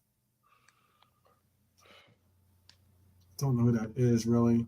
21-year-old, 443K, 443,000 pound U21 player. Plays as a center back. I remember the centre back Mark Fish for Charlton, the Australian. Remember him, Mark Fish, the Australian centre back for Charlton in the early 2000s. When we done the treble under Houllier, Mark Fish was in the Charlton team. Macca, by the way, is on the bench. By the way, he's not in. Oh, I'm sorry, not to. I just wanted to give an update real quickly. Macca is with the team, by the way. Macca is with the team. He just probably why you couldn't see him is because of what just went down with him and Salah. Salah was kind of having fun with it because it's such a big team. There isn't a lot of room on the bench for the players, so not all the players can sit on the physical bench. So some of them are sitting on the actual pitch on the sidelines. It looks like they just brought out the stretcher for the center half player that I said, William Fish. Got caught out. Yeah, they just put it out there. Yeah, Bernie. Thank you, Bernie. Big up, Bernie. Appreciate that. She just said that Macca arrived yesterday and trained today with the team. So he's in Civi, or I guess, like call them civvies, or like, you know, at least that's what Dara would call them, as civvies, I guess. Yeah, You know. there's no need to play Maka, is there, for a while yet? Like Maka can rest because he's had a long season, and then he had the COVID. So yeah, I'd like to see. I don't necessarily want to see Maka in the next couple of friendlies. Like, No, really, I want to see the team that we're going to play with at least one time before this.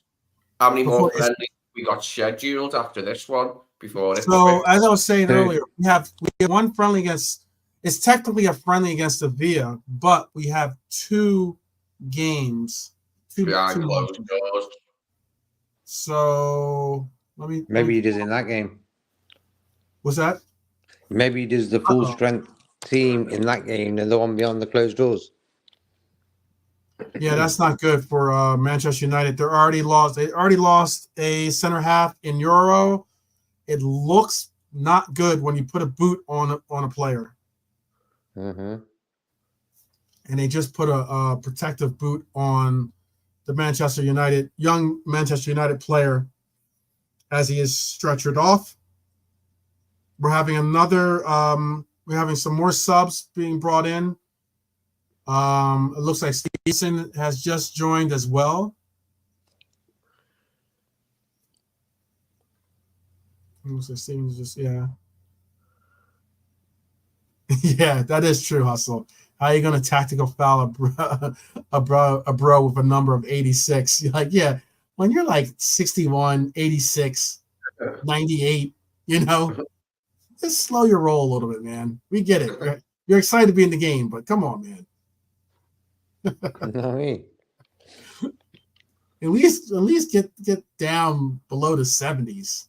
you know what it is, though? I think some players come on the pitch thinking, I ain't going to get this chance again. Yeah. This is their chance. This is my big opportunity. He wants the fans to love him. What do? You follow the Liverpool player, and everyone be like, yeah, he's one of us.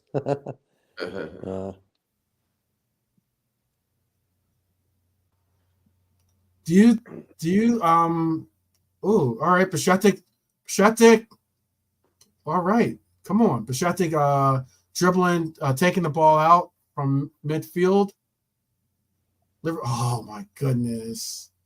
And then a poor choice of pass from Ben Doak to Harvey Elliott, to Ringlets. I was going to ask about Natty Phillips. You guys like do you think Natty Phillips, is it harsh what we're doing with Natty Phillips? Him still obviously not getting that move away to a team, and us holding on for maybe a couple extra million here or there in the evaluation we have for him. Yeah, I think Trabzonspor, the Turkish team, they offered 4 million. I don't know if that's ridiculous. 4 million. That's ridiculous. 4 million. Like, I'd rather us just hold on to him for 4 million. You know what I mean? Like 4 million is not because it's not going to be like, oh, now we can go in and get that, you know, big purchase. He's about 10 million, isn't he? He should be. And I think that a Nat could play well for a team let's say for Leeds United. Give us 10 million for Natty. He's all yours. I'd say. Yep. How about that? If not 12, I'd push for 12. Obviously, I'd ask for 12, and I'd settle for 10. Ben Doak on a break here. Yeah. Oh, poor finish though by Ben Doak. Say again, JK. Yeah, even like a team like Ipswich, new in the Premier League, get someone in who's got a bit of experience with a big club, you know, like Nat Phillips, 10 million. You can't go wrong, really. Yeah.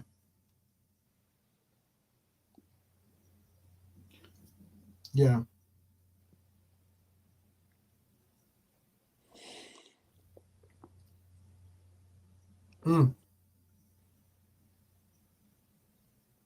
Where are we minutes wise now?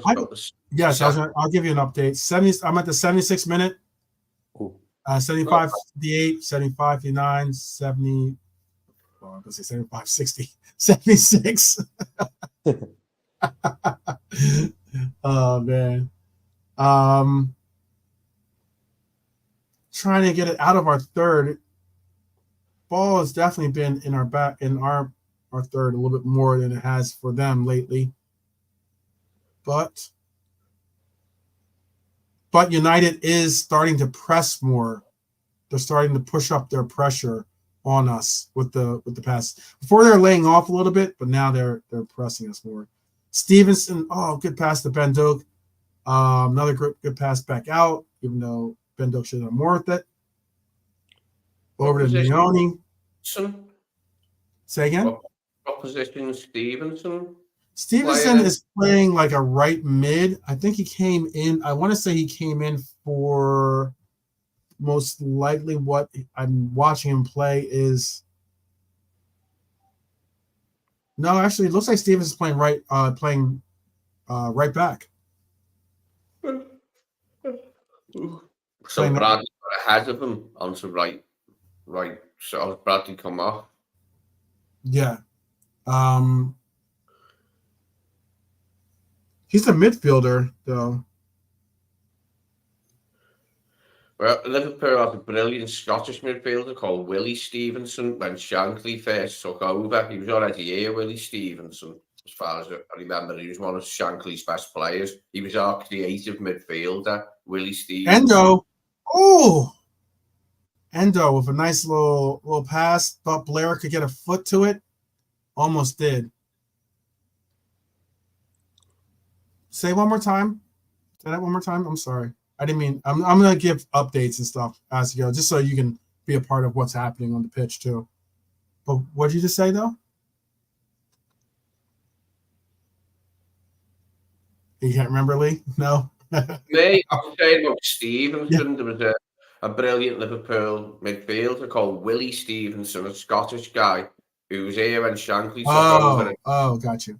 He was the midfield along with a couple of others, but he was like the creative midfielder, Willie Stevenson. One of Shankly's best players. Like, I think he was already at Liverpool when Shankly took over at Liverpool. Willie Stevenson was a smashing little central midfielder. Very creative, very artful.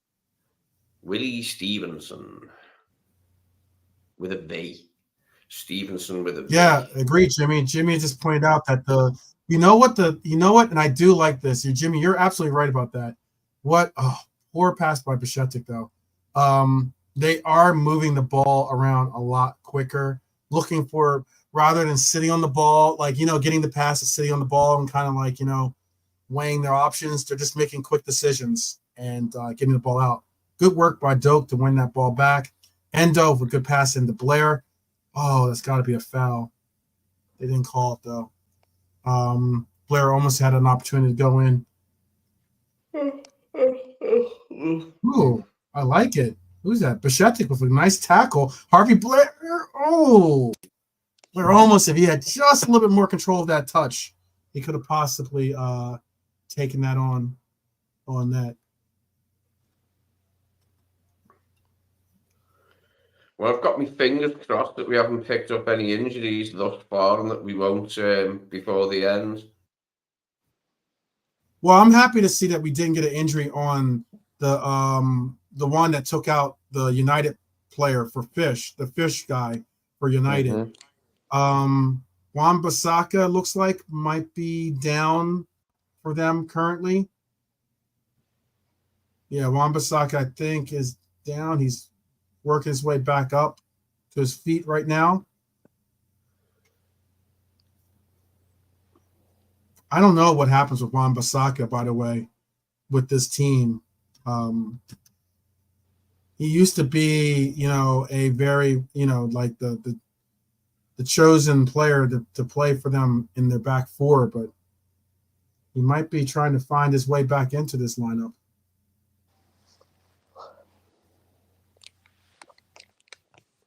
Good header, once again, by Nat Phillips, not a surpriser. Yeah, he's good in the air, Nat. Solid in the air.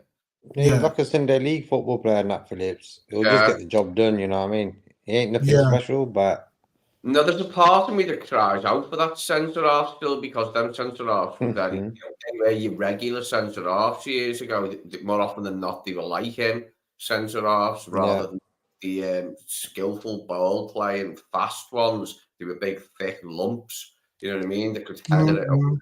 But they were good at timing their blocks as well, the best ones, you know what I mean? But they were big hulks and not particularly blessed with pace. Oh, Trainioni. Oof. That's a handball. Almost looked like a handball. Maybe not.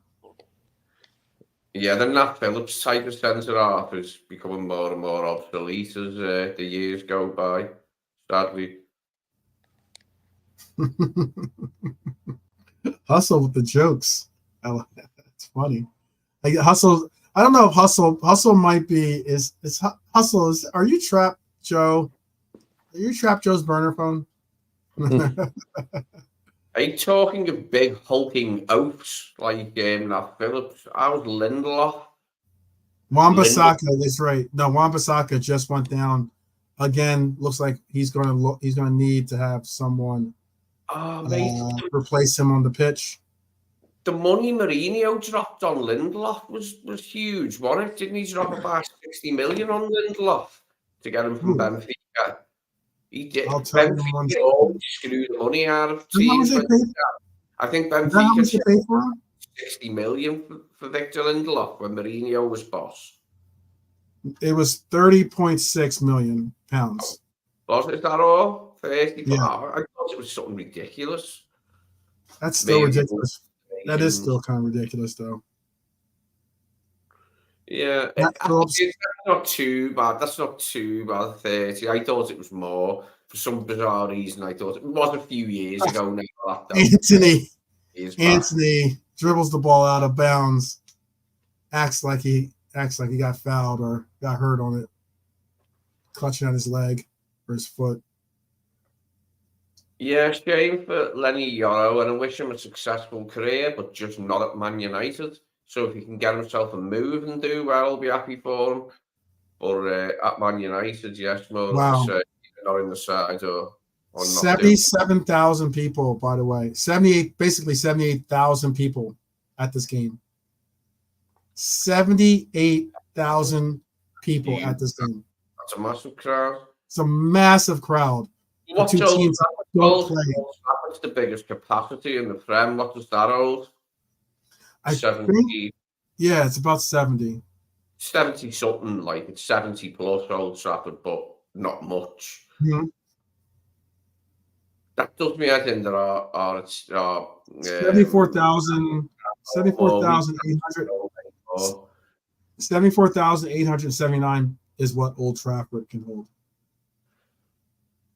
Liverpool could fill an 80,000 seater stadium at Anfield if only we had one.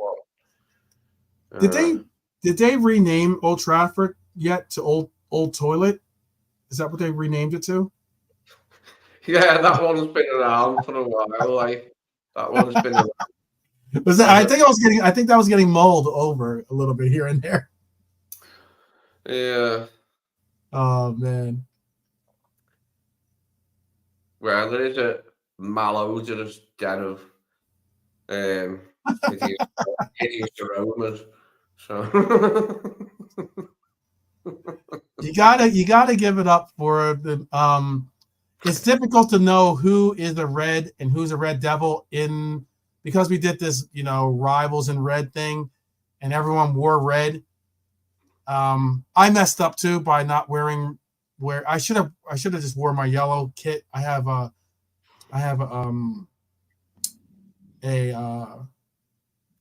old school yellow kit that I probably should have worn. I would have stood out a little bit more in the games because you can see me and my brother like repetitively in the game. Like I watched the game over with my mom, and because she was like, oh, she wanted to say she taped it. She taped the game. And I was like, yeah, I'm like, you can see us. And I was like pointing it out because my brother wore a My brother is like a bigger guy, so he doesn't fit. Like I wear a large, he wears an XL, you know. So he wasn't fitting any of my kits. Basically, he is just like height-wise, your brother, bigger height-wise and weight-wise. no. I'm taller than him, but he's bigger as in like bulk. Yeah, my brother's bigger than me, like, but he's not heavier than me. He's just better made, you know what I mean? There's more of him, arms-wise and torso-wise, but I don't think he weighs any more than me. You know what's funny, Bernie, is that I would say Bernie's asking, so would you say English football is growing in the U.S.? And I would say yes, it is. Why I would say yes is because we've seen a lot of supporter clubs in America start to grow in numbers. When you look at the sheer number of the supporter clubs there are, for instance, I know that there's at least 40 supporter clubs throughout the U.S. That's 40 different cities basically that have some type of supporter club, and some have multiple supporter clubs that they have, because Philadelphia has a official club, but they have 4 different pubs that they go to. So it's split up that way. But I would say yes. I'd say that football, the emergence of football in America is starting to grow immensely, because some of the biggest games that we've seen have been teams that aren't American. They're not American teams, you know. So you're talking about football stadiums. Like this stadium holds about 80,000. I think they just set the record for the largest attendance for a what we call soccer, but football match in South Carolina. That's pretty cool. You know, that says a lot. When I remember, I think the largest game. Okay, I'll let me pull it up here. Let me pull up let me pull it up in a second, because I do have remembrance of what the thing is, but I'll give you a trivia question for it.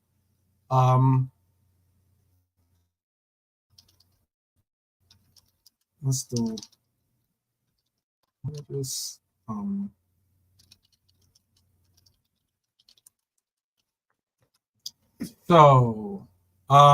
Okay. So can you tell me? I'll tell you this much: the game was held at Michigan Stadium. Michigan Stadium is the University of Michigan, not a professional team, a college stadium. Okay, University of Michigan had a sellout crowd of 109,318 attendees. Can you tell me the 2 teams that game was for?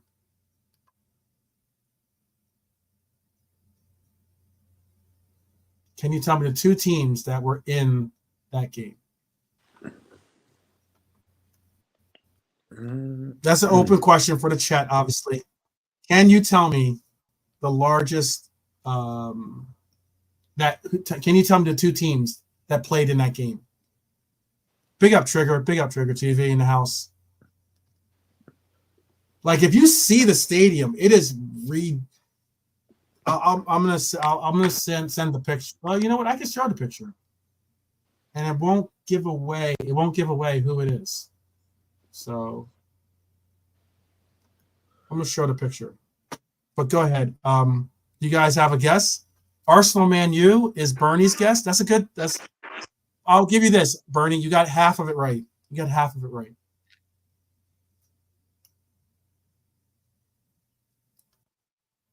I'm trying to think, what was the other one? And again, these are some pretty. I mean, there's been some big games. I'm not saying there hasn't. I mean, geez. Hampton Park in Scotland. Glasgow. That stadium's huge. Holy crap! Yeah, I've been there. Yeah. Have you been there? Yeah. Yeah, Hamden was massive. 147,000 people. That's ridiculous. That Mad. is huge. That is huge. But I like Any the other way. guests? Chelsea? No, it's not Chelsea. I'll give you a hint. How about this? I'll give you this hint. The two teams, one plays in England, the other plays in Spain. Real Madrid, Liverpool. It is Real Madrid, Mhm. and I just said it's either Arsenal or Man U. Oh, okay. It's gonna be Man U then, isn't it? Yeah. Manchester United versus Real Madrid. Mm-hmm. That game was the largest. That was the largest attended game in America. 109,318 people were at that game. When was that? It's not that long ago. We're talking Okay. 2014. 10 years. Yeah, I believe it was for one of the preseason tournament games or whatever. Mm-hmm. But because it was like the International Champions Cup. I think that's like a preseason matchup. But yeah, that was the largest game ever. And originally, before that it was a 1984 matchup, Olympic Games. This 1984 Olympic Games matchup of two teams in the 1984 Olympic game. Mm-hmm. I remember them. I'm gonna guess They're the first ones that I remember. Probably the first one I liked and the best one I liked was 1984 with Daley Thompson in the decathlon. There was a computer game of it. But do you know who he was? Daley Thompson, British athlete, black British athlete, decathlon, and he was just such a star in that Olympics. Mm-hmm. A video game out of it. That's the picture of the crowd for the Man U Real Madrid game right there. I'll give you another like a viewpoint. And there's the stands here. I'll give you this. This is a better view of it, basically, because you see the stands up there are normally where those like the luxury boxes. Just want the final, people. 3-0 is the final of this game. Good result, man. Good results. Against Man United. No major injuries. It doesn't look like. Mm-hmm. This is again like you can see how many people are packed in for that game, man. That's ridiculous. That's pitch looks so small compared to the surroundings. Yeah, it's a pretty cool. That's a pretty cool shot, right? Oh yeah, excellent. Wouldn't want to be caught there in a thunderstorm, like thunder and rainstorm, but yeah. I hope maybe one day we'll have someone that can tell us what. Maybe I can tell us one day, because I would love to go to Rio de Janeiro. But the largest ever official attendance was at Maracana Stadium in Rio de Janeiro. That is absolutely. Was it over 200 or something? Yeah, like that. Yeah. Can you imagine being in a stadium with close to? It was 199,854 people.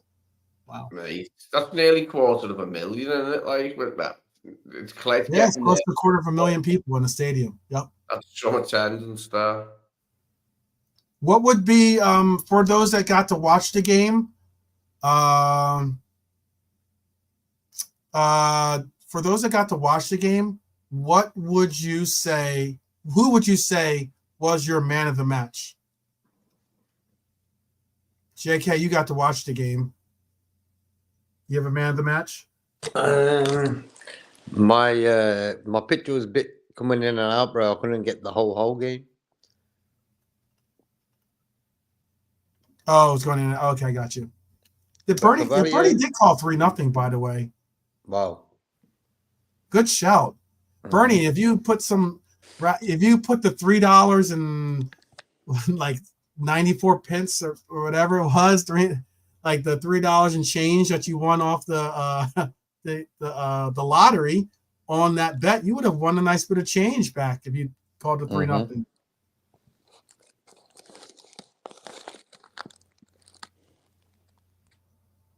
Jeez, what isn't The Rock involved with? The Rock's got his own tequila now too. Jeez, this guy's got involvement in everything. I never liked The Rock. He's just cheesy, corny like guy, man. Ugh. Yeah. That film he did, The Scorpion King, was hilariously shit. Oh, that was poor. Oh, mate, the CGI and that was laughably crap. Yeah, that was poor. uh, What was I gonna say? Wow.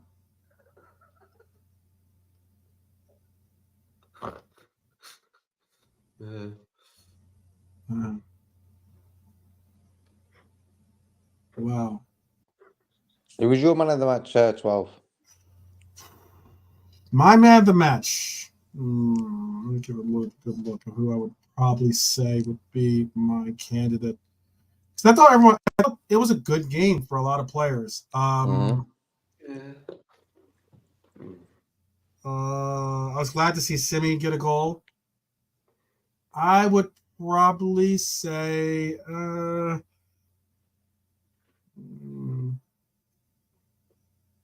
I might say Kelleher was the man of the match. Because Kelleher had a lot of good saves early. And not only did he have a lot of good saves, Kelleher didn't look suspect with the ball at his feet for this game. Wasn't pressed as much in the first half as he was in that first half from Arsenal. But made some good saves. And I like the fact that we got a clean sheet. I like that he was taking on. It wasn't like he was playing against, bums or like second stringers, or if you want to call it that. I like that he was able to put together some decent saves. So I'd give my man of the match to Kelleher. I give my man of the match to Kelleher. I get you could probably say who had our third goal? Goals were scored by, again, Simi had our third goal, Curtis Jones our second, and Carvalho with our first. I know that there might be some out there that give to Curtis because he scored, or maybe they give to Fab because he scored, maybe even give it to Simi because he scored. But I mean, like, for me, Fab scored and then kind of like slightly disappeared from the game. Curtis Jones was like not really involved. He was like poorly involved in the game in the beginning, but then had a great goal. And Simicast was solid, but it was kind of like a rebound goal. So it wasn't like this is a hustle goal, So I'm not going to overly give him credit for the goals, but I will give credit for where credit's due. And Simicast played well. So did Yaros. Yaros played well too. I thought. Which goal was easiest on the eye? Which was the nicest move? I think that Curtis. Yeah, Curtis probably was the best goal. That fits because Curtis scores nice goals. The one against Tottenham where he just caught it on the half volley, that was lovely. Just a really deft, nice, cool finish. The one against Tottenham on the half volley at Anfield. Yeah. Big up to everyone that stuck around.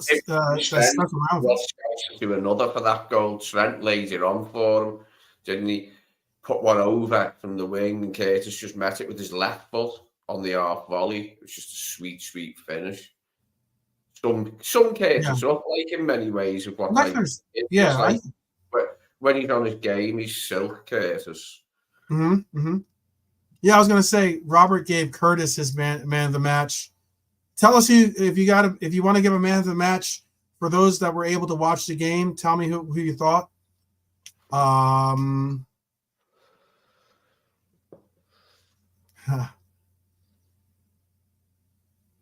Joe, who? Trent, Joe. No, Ali, Trent, Joe. Oh, yes, definitely. I got you. For a minute, my brain went to Joe Lewis for some reason. That's not even who you're saying. Sobbers like picked up a knock. Is that why he wasn't on the bench today? Huh? Say one more time. Sobbers like picked up a knock. Is that why he wasn't involved today? Didn't you comment possibly on that, JK, earlier? Did you comment on? I'm not certain about. No, I didn't. Oh, okay, but I think maybe someone then there must be someone in the chat, but basically it's been the fact that he's been heavily used, and because he was a player that was a part of Euros, that it wasn't a knock. It was just we know we got with Simic. We know we got with I'm all good with that. I'm all good with that. If we're keeping him wrapped in cotton wool to ward off this lingering knock that he picked up at the beginning of the Euros and then played through, I'm good with that. That's cool. Yeah. Bernie gives her player man of the match to Simicast. Like I said before, Robert said Curtis.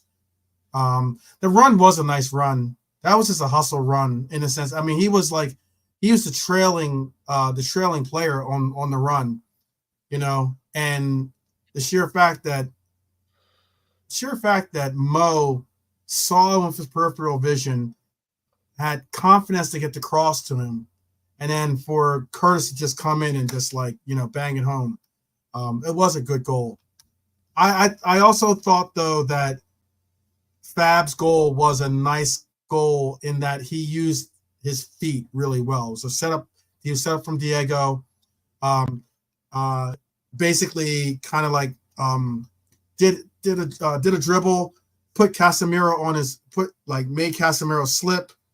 Made Casemiro look very old right at that moment. And then once Casemiro was out of the picture, not didn't really have any pace in it, but doesn't necessarily mean you don't always have to kill the ball. Shout out to Darwin. You don't have to always try to take the laces out of the ball. You can sometimes just put the ball where you wanted to put it, and that's what Fab did. Darwin needs to get understand quicker, doesn't it? Not every finish has got to look perfect. He's like that with some of his headers, where he wants to place them exactly rather than just beating the keeper. Just beat the keeper. That's all you've got to do. It hasn't got to go in the corner of the friggin' net. Yeah. Yeah, big up Nlante, big up. It's just as he says, but I'm not going to overhype it as it's only preseason, just more how the team played. Agreed. I mean, I'm not going to say, because of our 3 wins, we're set to win the league. But what I am going to say is that I'm glad to see we got through preseason without any major injuries. Also, that we got some of these players some runs. We got to put some of the players in the shop window in case we are going to move on from some of these players, like your Nats or possibly your Fabs or your Seps. It's cool that they got some really good concerted runs against some good talent. And albeit it is preseason, but it is a little bit of a marker in those teams that we're looking at these players to say, hey, if you don't want to use these players, we'll find a role for these players ourselves. I also like the fact that this team looks like they're utilizing this trip as an opportunity to not only get associated with the new coach, but also possibly get associated with a new, lease on life, with the new coach. You got, you have an opportunity to score, or excuse me, to start, or possibly, get more minutes, or just get new roles. We saw Simicast get a new role thrown on him. We saw Elliott play in new roles. We saw Fab obviously getting a new role asked of him. We've seen whether it's Endo with Bajcetic in this pivot role. We've seen Mo play out wide and not complain about it.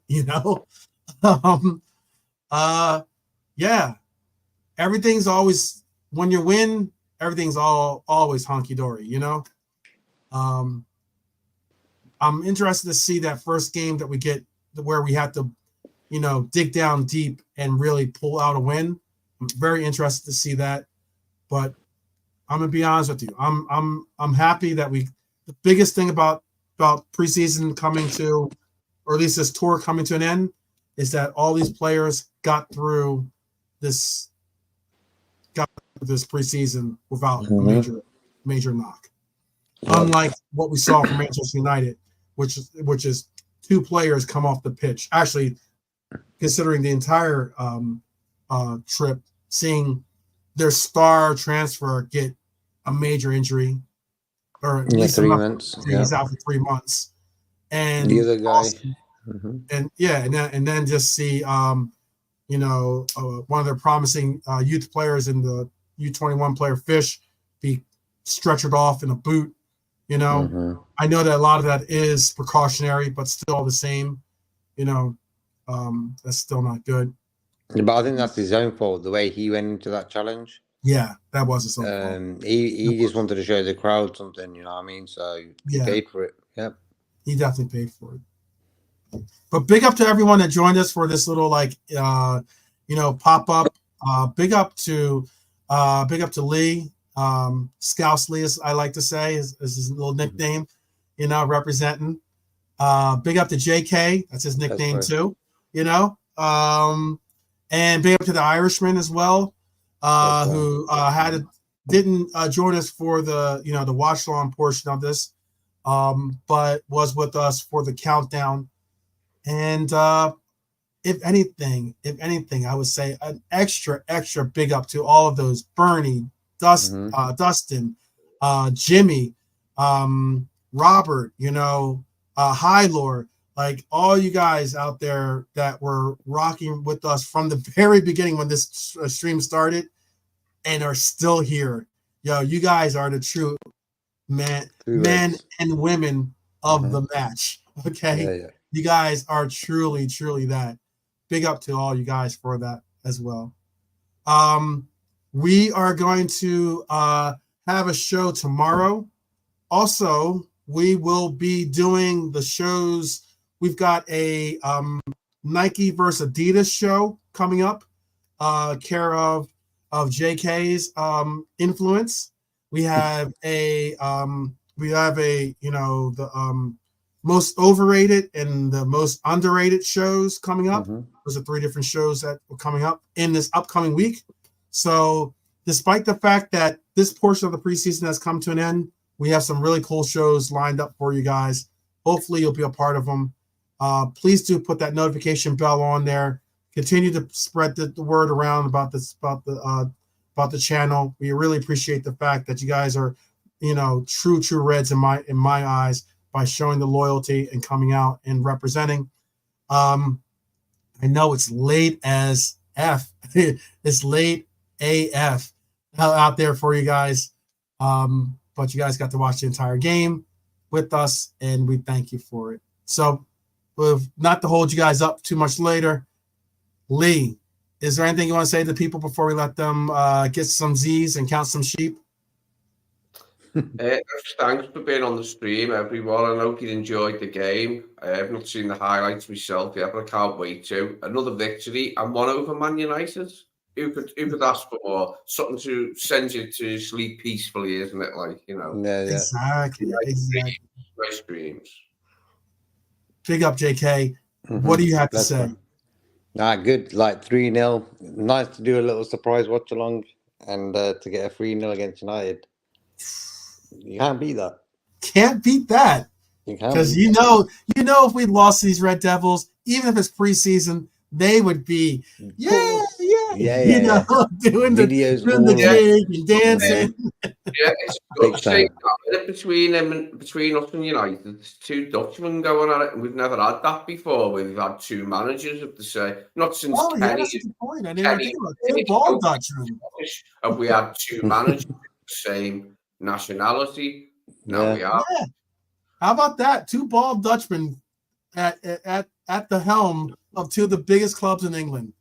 Yeah. Wow, where are we going with it? Where are we going with this? Sean Dyche What do we and have next? Guardiola complete the quadruple slap heads, don't they? In the four big jobs in the Northwest. Slap it. Four big jobs in the Northwest in the Premier League are all helmed by a Dr. Evil lookalike. There you go. Yeah. Yeah, Professor X. But all right, guys. Appreciate you once again. Big ups to everyone in the chat. For those that joined early, for those that joined late, or for those that were with us the entire time, much love and respect as always. But as I like to say, after a 3-0 win over these dreaded Red Devils, I would just like to end the stream by saying, up the Reds, people. Up the Reds. All right. See you guys tomorrow. Peace.